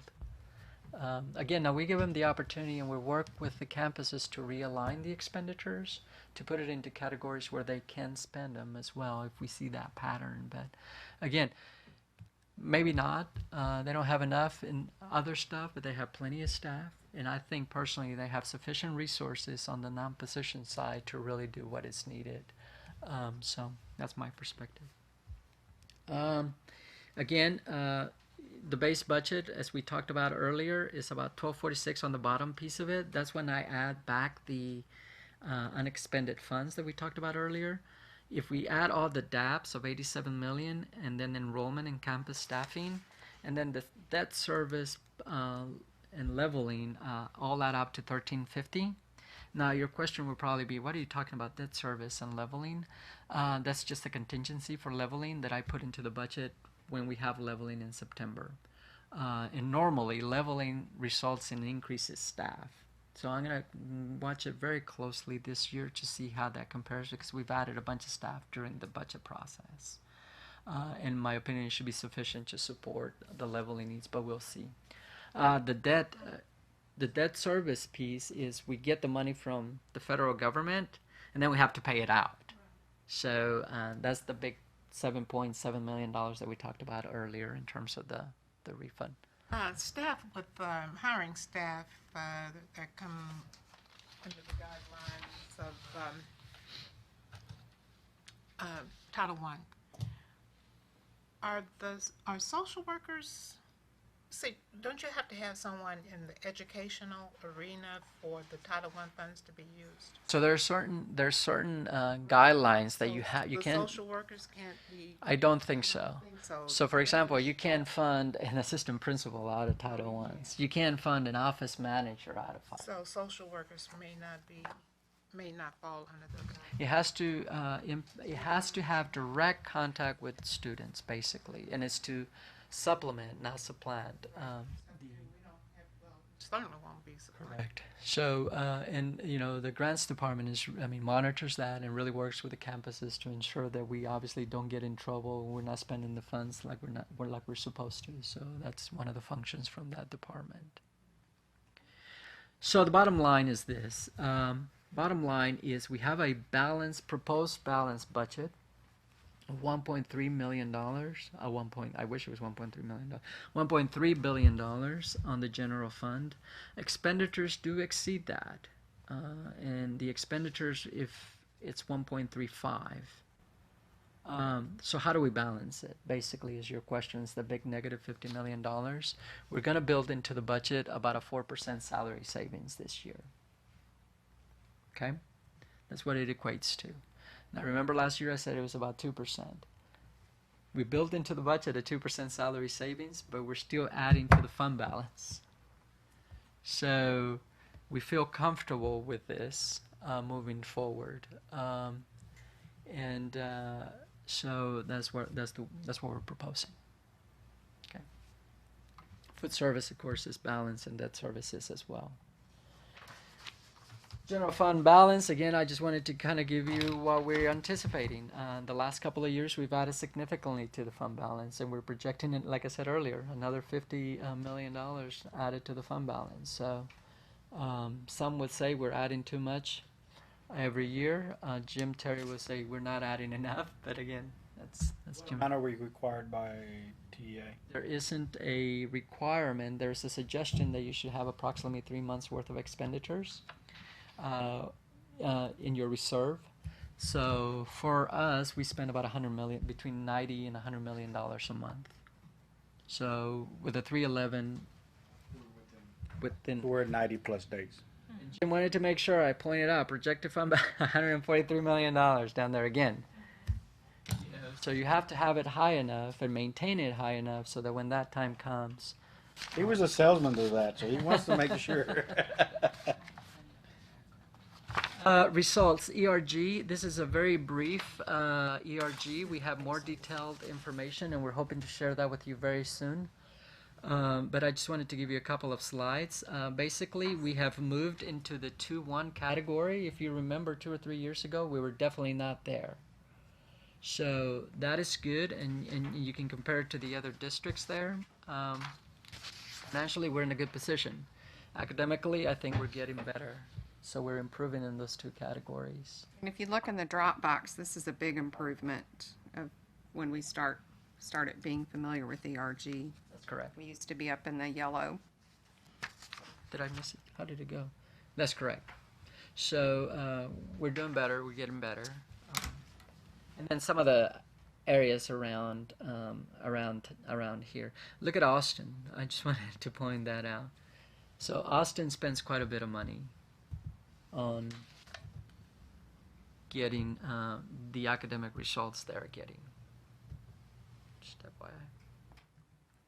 Houston is somewhere in there right next to us, so we always want to compare it to Houston. Hey.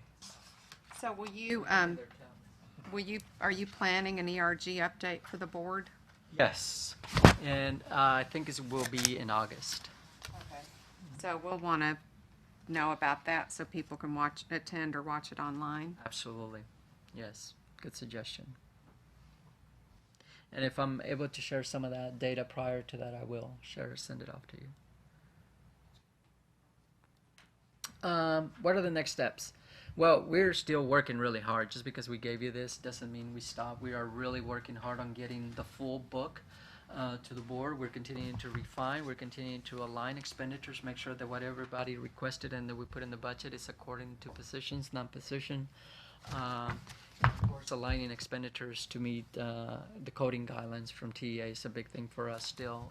In terms of additional dates for the board presentation, like I said, Thursday we're presenting again. We'll definitely present at the next June briefing. The Tahoe meetings are going to be complete by next week, and we're hoping that June 26th everything gets approved. And with that, I know it was long. How do we tie this to some of the recommendations you've made? So, with that, I've got your recommendations, and I looked at a couple of items. And if you will please work on your document, starting on page 80. What page did you say? 62? Not 62, but it's. Let me get there real quick here. Page 57. That's where all the DAPs are. I included a section on that. District Action Plan. I was going to ask earlier what DAP was. So there is kind of, remember the big slide where I tied board goals to the DAPs? This is where those figures were coming from. So one of the recommendations, for example, was to commit plans to address serious facility deficiencies. Well, that's a huge issue, right? And that's not in a DAP right now. But this is what we're planning to do in the board briefing this week. We are proposing to take some of the funding that's in the current budget and create a project-based budget for maintenance. And we're planning to put about $15 million there to start addressing some of those issues.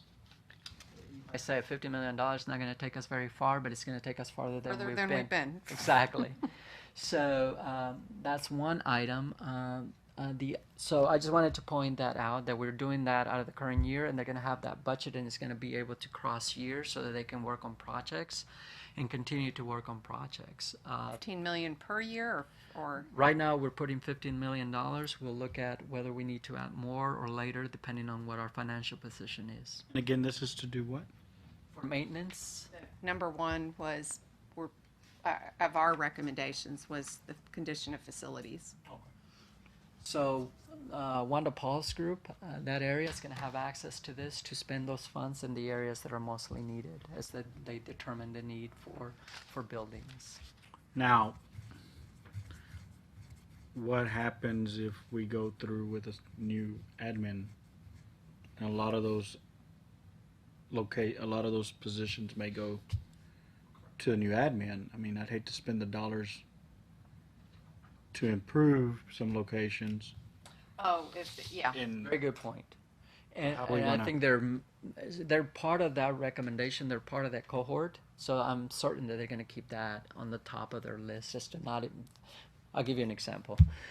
Grant Services wanted to remodel and create cubicles here in the administration building, and we said no, anticipating that the possibility might come where we are moving to another area. So there's very group focused on not doing things in buildings that we know we might exit from. Does that make sense? I recommend everybody browse through the Parsons report. I mean, it's in the Dropbox, but there's the summary document, and then there's the detail that's huge, and you can look at the summary document and see, which buildings or which admin buildings or which campuses are in the red zone, meaning they're in terrible shape. But then you can actually drill down and go get a couple of page report on that particular building. You just drive down Lamar and go see.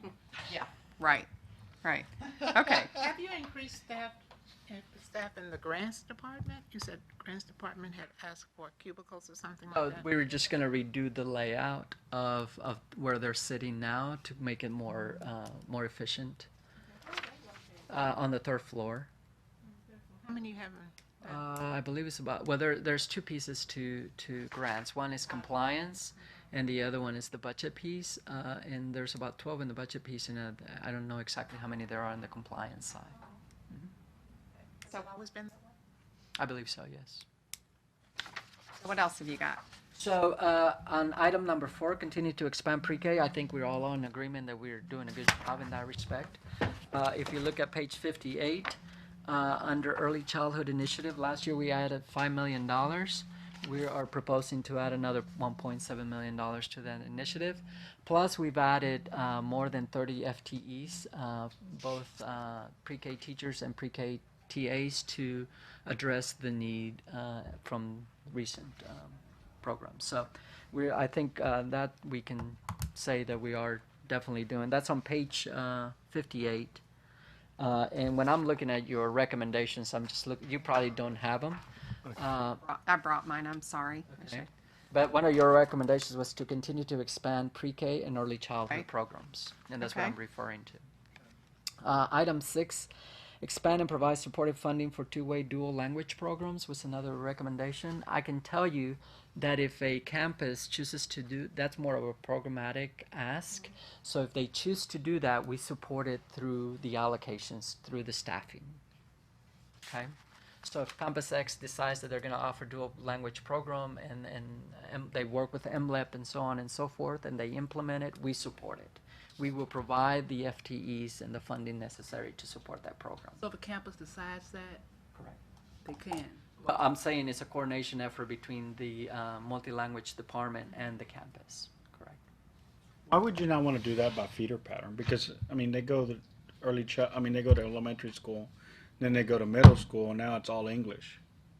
Yeah, there's, So and there, why have that? Was that just, I missed that meeting? well, I'm just working on memory instead of rereading it, but we're basically saying, you know, this is a strong program, you need to study ways to make it expanded. I mean, one of the issues is, you're asking about middle school, and to answer your question, I know it's being expanded in the whatever feeds Rosemont feeds into, or maybe Rosemont just goes to 8.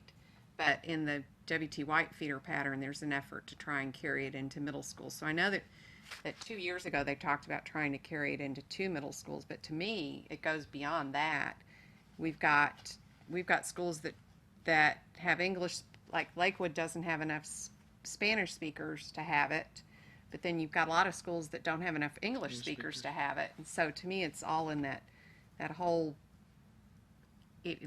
back up and see how you can, through incentives or redrawing boundaries or whatever, offer it to more people. Demographics. Because I mean, like Sigleville, I think they have it at one elementary school, but the others do not. You get to middle school, and Right. to me, it's a waste of. Sorry, but it's a waste. My observation is it's been more locally driven by people asking for it, but to me, it ought to be more of a study, and let's see how we can, because It's funny. The Anglo parents want it. The Hispanic parents like, no, I want my kid in English. So you get I've seen some that as but well. if you get if you're in this program, you're sitting with an English speaker instead of being in a bilingual program. So anyway, we said sorry. look at it. Item 7, change the district policy regarding teacher local Oh, days. yeah. All right, now you have our attention. Wait a minute. So we are changing that policy for a couple of things. One thing is we're eliminating the 30-day limit that you could only acquire up to 30 days. That's being proposed to be eliminated. In terms of an incentive to keep those local days, if you remember last year, we added to the budget at $1.something million. I can't remember the exact figure, so that you would get paid for those local days that you have remaining. So that was an initiative that we did last year. We're proposing to carry some of those unspent funds for the following year. Okay. So, and we're also working on, well, it's not a big figure, but we're putting in the budget another $250,000 to see how we can incentivize people to keep those days or not use those days. Working with the benefits department to see how we can incorporate all those dollars and make it more conducive to a benefit. So you're going to carry forward what was not distributed this year. Correct. And So don't know it'll what be the kind of a figure is. rolling. That's correct. And then the last thing you said was you've got allocated $230,000. $250,000 more to add to that in some way of providing But- some sort of But incentive. haven't decided how to use it. No, we're looking at options. We can do, and $250,000 really doesn't take you that far. We're looking at how we can incorporate that into the rolling. What population of teachers are you talking about to receive this, but This not will- using the unused There base? isn't any like. Said they're gonna look at it. There isn't any specific, from what I can tell, there isn't any specific. You've been here 30 years or whatever. You can do this. It's So open to all teachers. Okay, all teachers who are leaving the district in good standing? Any teacher leaving the district in good standing, not just retiring, Correct. but leaving the district in good standing? I believe there's some guidelines. I don't know. After maybe being here for 5 years or whatever. I 10 don't years, think there is however the guideline that would be. specific limitation. Right, because we're basically looking for people to stay in those classrooms. That's exactly correct. Okay, that's the main thing. That's exactly Okay. correct. And so it could be any teacher who, I'm getting married. I'm moving to Chicago. I know I'm going to move into That's Chicago. exactly correct. And I have 50 days. So I will use them. But if they're getting paid, they might stay here for our kids to have a teacher in the classroom. That's exactly right. Okay. So what we're paying out this year, I don't know what the exact amount is, It's going to cover. but it's actually pretty big in some instances. But that was to notify us that you were not coming back and that you were planning to leave the district. Oh, you had to, that's right. You had So that was part of the initiative, but we didn't spend all those dollars, and we're going to roll it forward for next year and see how we can incorporate another incentive into that. Because I think we had recommended that they would be paid at least the amount that the sub would be paid, at least $90. That, 80 to 100. yeah, $90 per unused day. So, So, that's you actually, know, I don't know the exact figure, but it's pretty close in this round. But Okay, this is that's substitute. this is unresolved, but people are This talking is what about we're, it. okay. Because, even the article in the paper where students were complaining about the fact that there were too many subs in the classroom. And I don't know, teachers could really be sick, but I'm saying that if you know you're not getting paid for your days, you might as well use them. Okay. So we're addressing it from two angles. One angle is how do we provide an incentive, right, for people to stay in the classroom. Remember the permanent. I was just Right, thinking we saw the permanent, yeah. So we're we saw addressing it that, kind of but trying to. That's a sub again. That's correct. They're still a sub, but That's still- they're a higher quality sub. Well, yes, but Still a sub. you might have strength, your strength could be in English and you're still subbing in the math class, okay, because you're in that building. You're gonna sub in PE, you're gonna sub whatever you're needed, okay? So it doesn't mean that you're gonna, well, you know what I'm saying, okay? Absolutely. But I think we've addressed it in three aspects, and also we eliminated that 30-day limit. You are addressing that. So that's it doesn't impact me, I guess. So were you giving back those days that were taken? I think they only had 3 local sick days. So we're not increasing the number of days at this point in time from 3 back to 5 from local Haven't days. We have not. Not That's not being proposed at this time.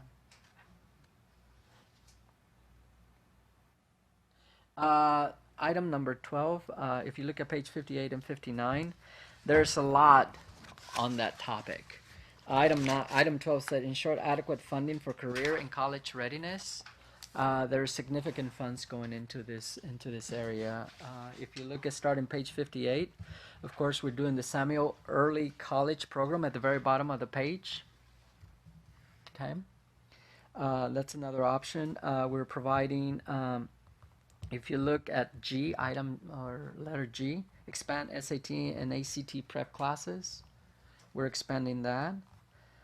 Require SAT and ACT for all juniors. Again, we're paying for that. TSI, and I can't remember what TSI stands for, but it's to support college readiness. Implement writing and literacy plan to increase college readiness, again, and support AVID across the Samuel Feeder program. So there's a lot of initiatives going into this category. And with that also, we increased the career and tech budget this year by $3 million, and we're keeping it for next year as well. So those are some of the items I could tie to your recommendations. That's what I'm gonna ask you. For the dollar amounts. No, I'm ahead. sorry, I cut you off. Did you? No, go ahead. I think that kind of concludes what I was wanting to. Number 8. Increased funding for athletics. So yeah, I knew you were gonna ask about that one. So at this point in time, it hasn't been proposed to increase that. Last year we increased it by about $3 million. It will remain the same for next year, an additional $3 million. And as a matter of fact, I was driving in today and I saw Phil Francis. Phil Francis, part of is the trainers, and so. There was a lot of the funding was tied to positions that he hadn't spent, and so we gave him the flexibility this year to really implement the things that he needed, the equipment, remodeling, and so on and so forth. So we allowed him to take some of that funding that was unspent in salary and actually use it for that category. I'm not saying that we promise that for next year, but I have to look at what his vacancy ratio is a possibility as well for next year as a way of perhaps now. I know that there is still a bunch of other needs in terms of equipment for athletics, in terms of uniforms, the rotation they utilize, and how they purchase it. But at this point in time, nothing specific has been added for this other than the $3 million. Had already been added. Okay. All right. So I had a couple of. I think most of my follow-ups I can send you by email, and they're not relevant to. I had a curiosity. Does our student attendance drop off after STAR? That's a good. We have to look at that measurement. I'm not sure. Yeah, especially seniors. Well, my son said something. He's a senior and he's going to college. That's a big thing. But he said they had a senior skip day. I said, well, you've been missing so many days. You know, you're not having the senior skip day. So he's going to go to school through June 6th. It's his last day. So he's like, it's so Let him boring. leave There's early nothing after to exams? do. I apologize. You have to be in school. So. Okay, well, with respect to our recommendation, we said this was preliminary, and a couple of things I wanted to point out, and I'm sorry I didn't bring copies, but I wanted to make sure that you all realize that on some of the recommendations where one or more people weren't in agreement, that I noted it, that I highlighted it here, but I noted it before the trustees received it. So if you all will look at this and make sure that you're in agreement, I'll send it out again. But based on what we said today, I was thinking of adding two things, and that is reinserting the campus-based budgeting that we had talked about in the past, and I'll send it out for you all to approve. I'd like to see. Go ahead.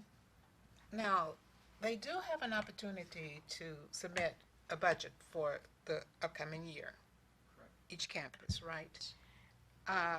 So how much of that decision from each school comes to play in your budget? So a lot of the FTEs, which are pretty much prescribed, driven by formula staffing, which is the majority of their budget, Right. obviously is already there for them, is the non-position side where they have flexibility.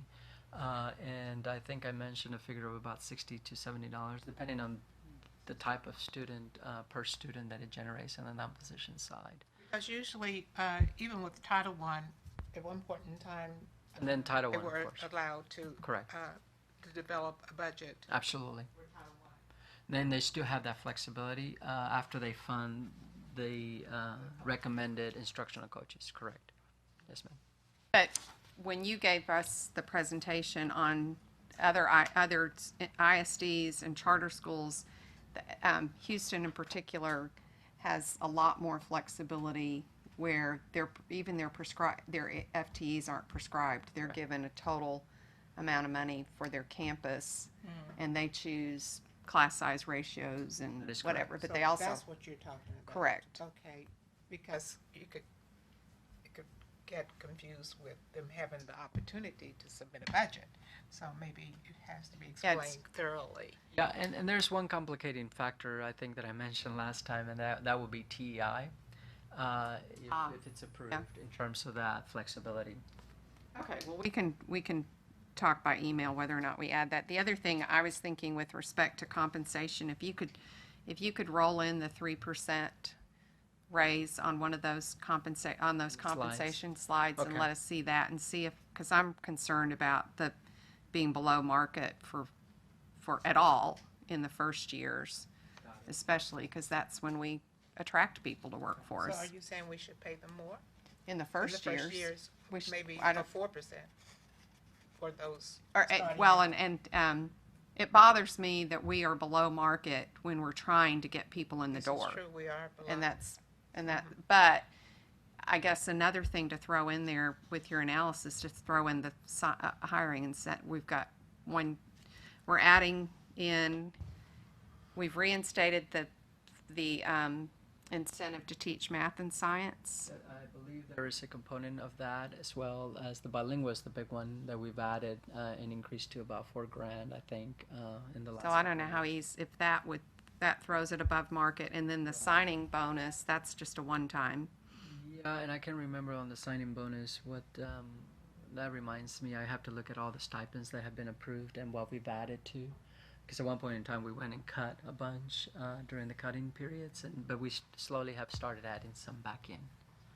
Okay, so then I have a question for the group, based on our last presentation was technology, and I forgot what else, but did anyone have any take-homes or things that you wanted to add to the recommendation based on what we heard last time? Other than they need a bunch more money, probably, right? So I forgot to mention one thing. One of your recommendations last year was to look at the E-rate reimbursement and how we spend those funds. Right. So right now what we do is when we get a reimbursement, we put it into general fund, and then we figure out how to spend those funds. Just like we're doing the maintenance group, adding $15 million to a project-based type of fund, we're going to do $10 million for technology. So we're also creating a special fund, special revenue type of fund for technology, so they can address some of those needs as well.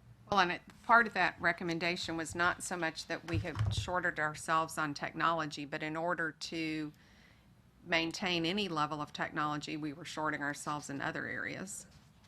So I didn't know if that's right. One thing I did like about it was the fact that campuses did not have to request an update of technology. It will be automatically done. Okay, which is good, actually, because sometimes the other part of it. And then just another item from your last year's recommendation to create a project management office. We are doing that as well. Thanks for all those updates. I had 2 questions. On D, up on the 6, On D, yeah, letter D, up on the number This, 6. which we don't have a copy of. it's, Under, page 60 or 50. 60, I mean, what page? 66? 60. 60. Page 60, item D, okay. Additional, to support the AB education? I'm sorry, you said page 60D, additional, okay, support article. So this is an item, this actually is under Jim's area, our CFO. And so he is given that group, the ABE, remember we cut Right. from the Okay. federal source, he's given him $300,000 to try to build a revenue pipeline from educating the community. So for example, this is the way I hear it, it's not totally ironed out. But let's say that we wanted to offer an investment class for adults, for the community. This is workforce literacy. Literacy. And so, but this piece is just specific for this department to start exploring other revenue sources. So for example, if we went to the investment class and you paid $30, right? This department would go and get Lucy, an investment advisor or whatever, that can actually teach the class for free, right? But we charge the individuals to come and pay $15, $20 for the community. That's just one aspect. He said he implemented that in the previous district he was, and it was very successful and actually generated quite a bit of revenue. So this is a kind of an initiative to see if we can get that going. And so that's what that is. She does it for free. Of course, yes. And then on page 61, up under number 7, I. Okay. Additional requests for position upgrades. What is that? So, superintendent. Probably Oh, salary. okay, I'm sorry. Phew. I was like, well, it's not for the superintendent. Yeah. It's just under the superintendent. So, during the budget process, we have, people request money and say, hey, I want you to look at my staff. They're not compensated adequately. And this specific one is for legal services. To look at that group specifically and see if they're compensated adequately. Well, we have a process for that. They can't just request the money. It's in the budget. They mentioned that in the presentation. That's exactly right. And so HCM has a committee where they will evaluate and see if this is necessary to align, do a market study, and so on and so forth. Lawyers aren't going to be In the looked at against private lawyers, are they? Because whatever Other HC school lawyers. Yeah, HCM does that. We just capture the dollars, and then if HCM says yes, a go, and in some instances they said no, we're adequately compensated, we don't need to do this. So we have about, just so that you know, probably about 300,000, 400,000 for different departments. Operations is one area that I know of. A few other departments. There will be another slide in the actual presentation for the board explaining some of that.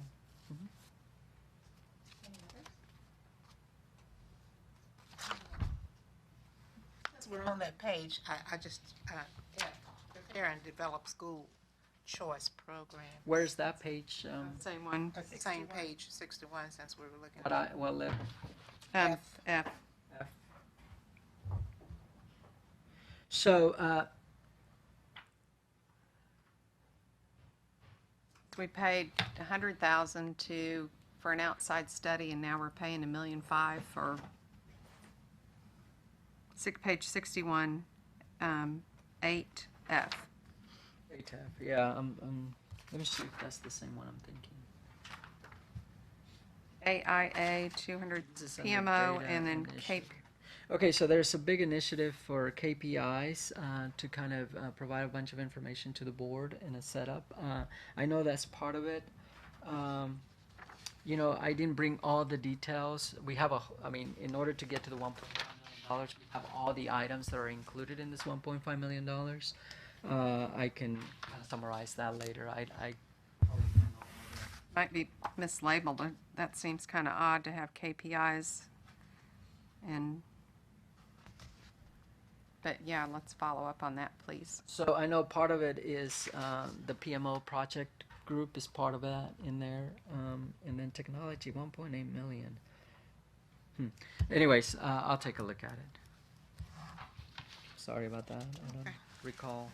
I'm sorry, Lisa. Go ahead. I'm looking at page 109, and if you can send me in detail 738 Treasury Services, Okay. what their needs are, 740 Chief of Staff, the impact of losing funds for 943, So wait, 738. What was the next one? I'm sorry. 738, 740 Chief of Staff, Okay. 943 impact of losing. I know it ain't much, but that's close to my heart there. Sorry. So dyslexia services, for example, 943, and what was your They're concern? losing 19. So just what 19,000? impact, right? Okay, so okay, I can certainly look at that. It's probably it possibly has to do probably with positions in terms of where they're hired in and whatnot. It's not significant. In other words, there isn't any major initiative impacting dyslexia, so it's got to be something like really minor in terms of supplies were shifted to maybe some personnel or whatnot. And then 970. I know they're getting 10 new police officers, but I need detail on that. Police and Security Services, 970. So police and they're actually increasing Right. by approximately 1.6 million. That's from the current budget. Okay.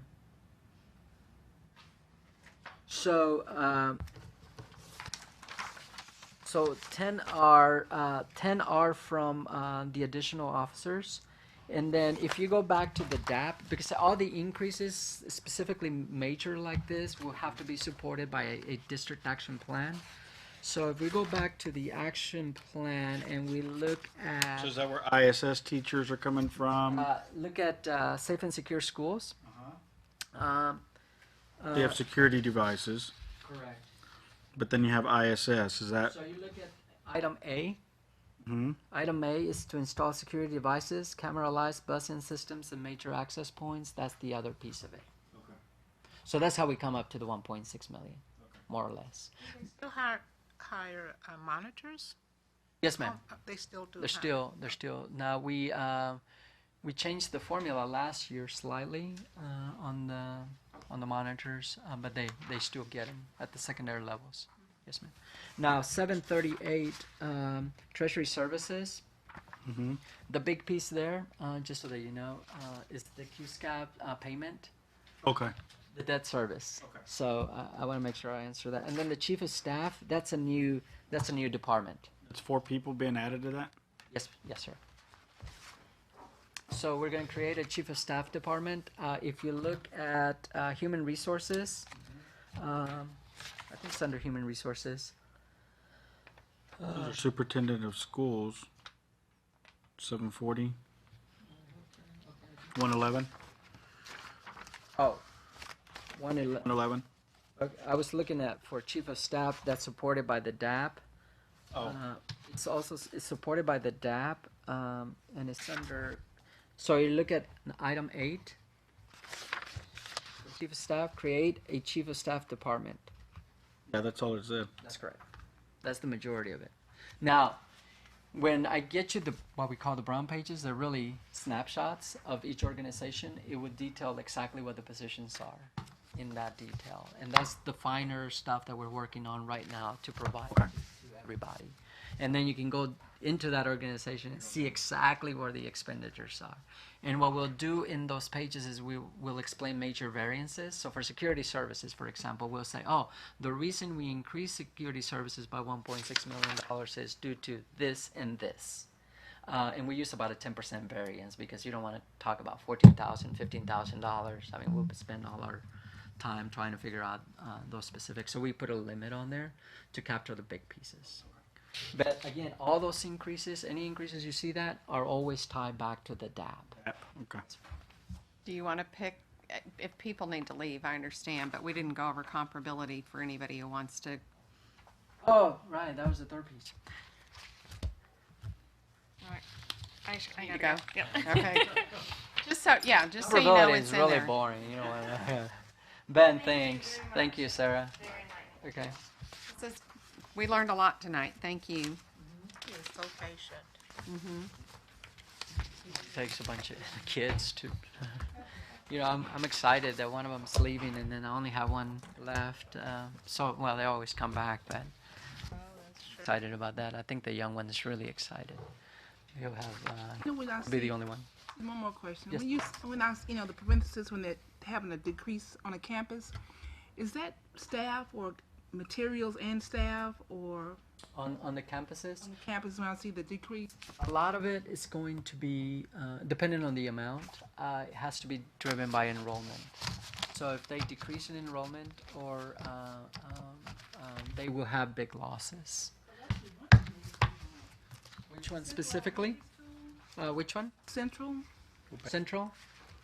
Are they increasing or decreasing? decreasing, I saw I did a little writing. I focused on a few minutes ago. I think it's on page 129. I Okay. believe. It's Jose might know, because I know from some other stuff I've done, they've had some boundary changes in that area, opened a new school, right? Yeah, Sickerville North opened up, and so it took part of their feeder pattern. Their attendance zone. I'm sorry. So Central Elementary. What number? What? Central Elementary is 126. Organization 126. Okay, 126. And so they're losing about 103,000. That means it's a position or two positions. I think they have I mean, I don't know if it's a fellow, an intern, or somebody that's leaving. My wife works there. She's a school nurse there, and so that may be a position. It's definitely a position. It's not that specific one, but it has to be a teacher or a TA or something of that nature. Normally at the campuses, you see big amounts. It's It has to do staff. So if you look at Lincoln, for example, I know, I saw that's a lot of, are they losing everybody? they are losing way too many enrollment. They're only at 500 and something. I don't know if I include the enrollment in here. 'Cause when they closed down the housing projects, they lost lots, but then they're coming back. And we'll address it as soon as they get back. But you don't want to get into situations where you leave staff, and that's the reason for leveling, and hope that students come back. And that's really asking for. They're losing a lot of people. I remember Lincoln used to have over 1,000 students, 11 graduated from students. It has been gradually going this I was way. PTA president Oh, there, and I know that's- back in the day, But yeah. I think some of the townhouses and all that they're building over there, you They're not- probably won't have this. I was 150,000. That's what I'm saying, which would mean that they're not going to have that many kids going to that school, because you have. So, Bye. yeah, we have to adjust accordingly. But remember, it doesn't only impact general funds; it also impacts federal funds. Right, it does. So they might say, "Hey, we're losing a bunch of funds." They You're lose right. programs, they lose, yeah, they can't. That's one thing that's never explained to teachers. Exactly. They see that as bad and don't know why. And no one tells them. Now, that's an This is- audience, that's This where you is might why, get. this is why you're losing teachers. What did I do? Exactly. And so it's a misconception sometimes. Why are we losing staff? Well, No one ever tells them that. Look at No your one, they students, don't explain that to exactly. teachers. I mean, a lot of people, you look up. That might be an audience for the budget presentation. Yeah, I was wondering, y'all were, before we got started, we were talking about audiences and, how much are teachers involved in the budget process At least So understanding. probably not very and the much. impact? Well, unless it goes through the SBDMs, which they should be a part of. They Correct. should be, Yeah, but they're not they're knowing. weak. Yeah. Yeah, this right here, they like. So I'll give you a quick synopsis of comparability. Right now, we're using a new format. And comparability basically is a federal requirement that says we must be comparable. All schools must be within a limit of allocations, correct? And depending on the demographics and so on and so forth. So they give you a 90% to 110%. So you will hear the comments of why is X school getting this much, but the same school over here doesn't get as much. You always hear that comment. And one of the main significant factors is your demographics, the type of student that you have that will make a difference. But what the federal requirement says, all those schools have to be within a certain limit. So the budget office at this point in time, takes that measurement, and it's a requirement from the state, and they have a template specifically to drop in all the data, which a big driver is enrollment, and then the FTEs that are allocated to that campus. That's the comparability model that we use. And then we throw all that data there, and it will tell you, yes, you are comparable, and we can only do high schools and low high schools, enrollment-wise. And then the same categories for middle and the same category for elementary schools. We determine that. Oh, okay, that's determined. Band them together. That's the flexibility we have. So we play around till we, become comparable. And if we're not comparable, and we don't do anything about it, the risk is we lose federal funds, Title I funding. So we must be comparable. And then there's like custodians are not included in the comparability model. Certain positions are not included in the comparability model. It affects teachers, TAs, counselors, principals, and so on and so forth. So we throw all that data in, we put it into a formula, and it will tell us whether we're comparable or not.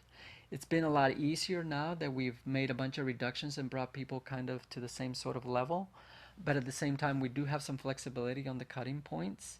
And we run the comparability model through our budgeting process development, and also through leveling. And we run it like 5 or 6 specific times to make sure that we're comparable. Right now we're comparable. And that's basically the slice that I gave you. Don't tell you much other than we're comparable. but it kind of gives you a comparison of the schools, just so that you have that type of data. When you look at it, a taller bar has a higher student, has more students per teacher. That's correct. So it So can be misleading. You might look at this and go, oh, Booker T is getting more teachers, but actually Pinkston's getting more.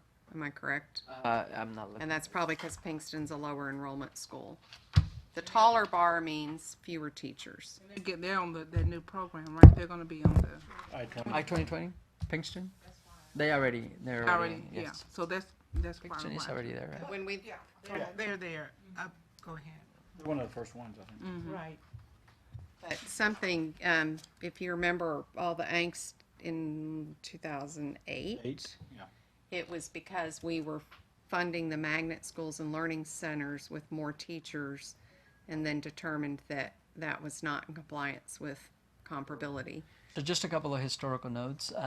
We used to do it on a per cost of student, and then we shifted, when Alan came in, we shifted to the FTE model.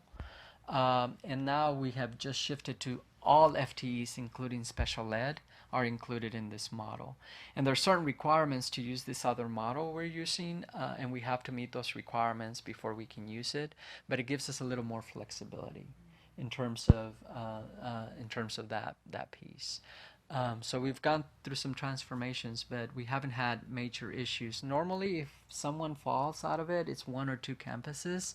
And the way we address that normally is we add more staff to other campuses instead of taking away where we can. Now, if adding 100 positions is, we're not going to do that. But if it's adding 1 or 2 positions here and there, then we add those FTEs instead of taking away at those campuses to bring it up to Back to par. Lincoln, isn't Lincoln still, is it still a communication academy? But they I don't think put- there's a portion of that. Magnet. It's not getting, I've got data that shows how many are going there for that, and it's just a dozen. don't, I it's mean, not- it's, people don't, you know, South Dallas is on Don't safe send during the kids fair. to them. We've looked at it 2 years ago where we looked at capacity, and that's something that really caught my attention is where schools are losing enrollment, because I just feel like it's so hard to build it back up. But it's not so much at Lincoln and Madison. I think Madison, on paper, looks like there are some students who are transferring to Woodrow. But I think it's more that they redrew the attendance zone, and so they're grandfathering that they stay at Woodrow. But the one that gets my concern is if you look at Roosevelt, if you look at Carter and Bryan Adams, their enrollment is significantly impacted on a negative side from transfers to Skyline and Townview. So Roosevelt and Carter would be at capacity if not for transfers out. So for me, to keep those schools vibrant, we need to be doing something to keep the kids to stay there. But in the case of Bryan Adams has the largest number of students leaving for Skyline, but their building is still over capacity. So they would be in a huge problem if those kids weren't Skyline's transferred. helping them as far as capacity. Skyline would be at 75% if not for transfers in. Yeah, the programming, you know, the programs like the communication, radio, TV, is not being pushed for some reason. At Lincoln. And they have great equipment. They have one at Skyline. We too. invested a bunch of money They in have great. 2 or 3. Program at Skyline. That's where I went to the communication school at Skyline. Yeah, the program there. The show, the Dallas DISD TV show's out of Lincoln, though, right? I don't know. I think it is. I think that's where they. I think so. What's Yeah, up, you it's know? out of Lincoln. But Yeah, and And then the kids that are at, like, the kids who applied that were Lincoln and at Madison, I work with a lot of them, and they applied for the they didn't get in for some reason too. So, It's like that- magnet schools or what? I'll send you that data. Have you? like Booker T, none of them got in. Why? Why? No, why? We also have like 200 kids. We've got like 130 at Booker T who are not from DISD, and same for same. see, that's another Somebody, thing. God, But you know, not freshmen and sophomores, are they? I think we're still, and 'Cause then last year they weren't supposed to let any non-district kids in. There- I don't have the grade level data, but Some I'll of them point had you to it. Longview, too. Yeah, that's not fair. Just for the last piece, I know I didn't give you tabs for this, and I probably should have. But of course, the district action plans are included in there, and then we'll summarize the general operating, the food service, and the debt service fund.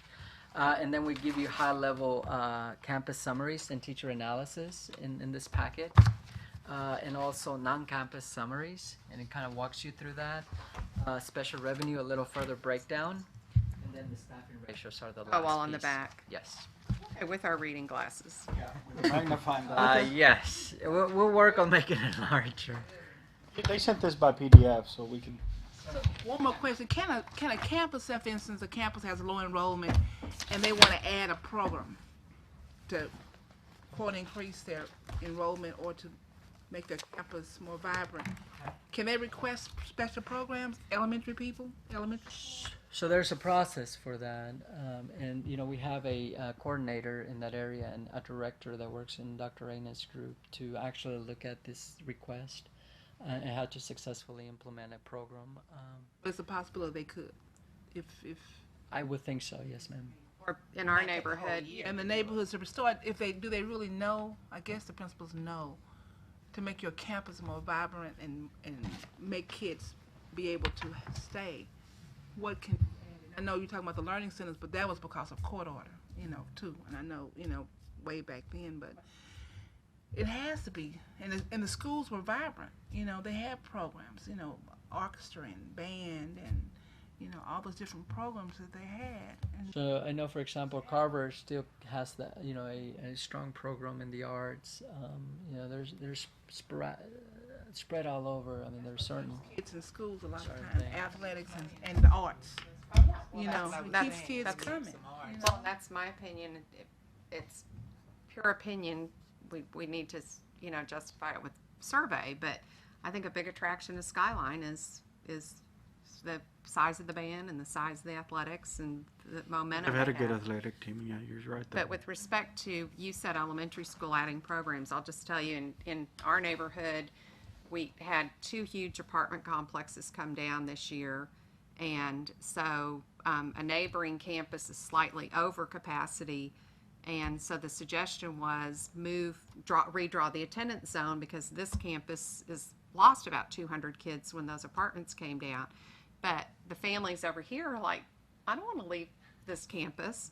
So in order to keep, and they were going to arbitrarily draw the lines between an apartment complex. So the south half of the apartments stay at the school and the north half goes to the school that's losing enrollment. It's not a very popular decision. But what we threw out there, and I'm not sure if they're going to do it or not, is we looked at other programs at surrounding campuses and said, you're over capacity over here, and you've got a deaf education program.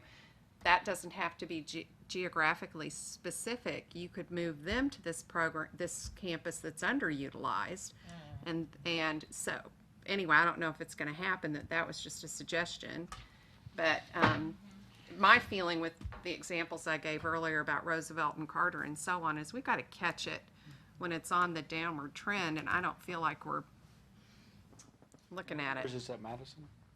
Is this at Madison? What? That you're talking about the changes, She was talking about elementary also. Yeah, but you have to look I at wanna at thank the y'all. city, how the- Thank you. Come in. We should That's what I have, do with the city. Going to party after this With the meeting. city's building and tear it down. It's and great move to it. meet you, buddy. Thank you very much. trying to Appreciate revitalize. it. Yeah, right. You have my right. contact info in Live case 100. through Louise, in case something comes up, or Right down with H.S. Thompson, all Reach there. out. If you've never been down there, street right, is that? it's great to see you. corresponding. No, absolutely. There's no such thing. The river or Yeah. I did. It was very educational. I mean, this is I seen those new apartments. Yeah. go Now the up north, uptown, down. the stores. partial report or something from the Oh, I seen that right off of Bear when you exit coming into Dallas on the right. Yeah, I seen that. And then they're building those townhouses down there. But, It's about 100. all of this is public information, and it used to be on the district Okay. website. That's great.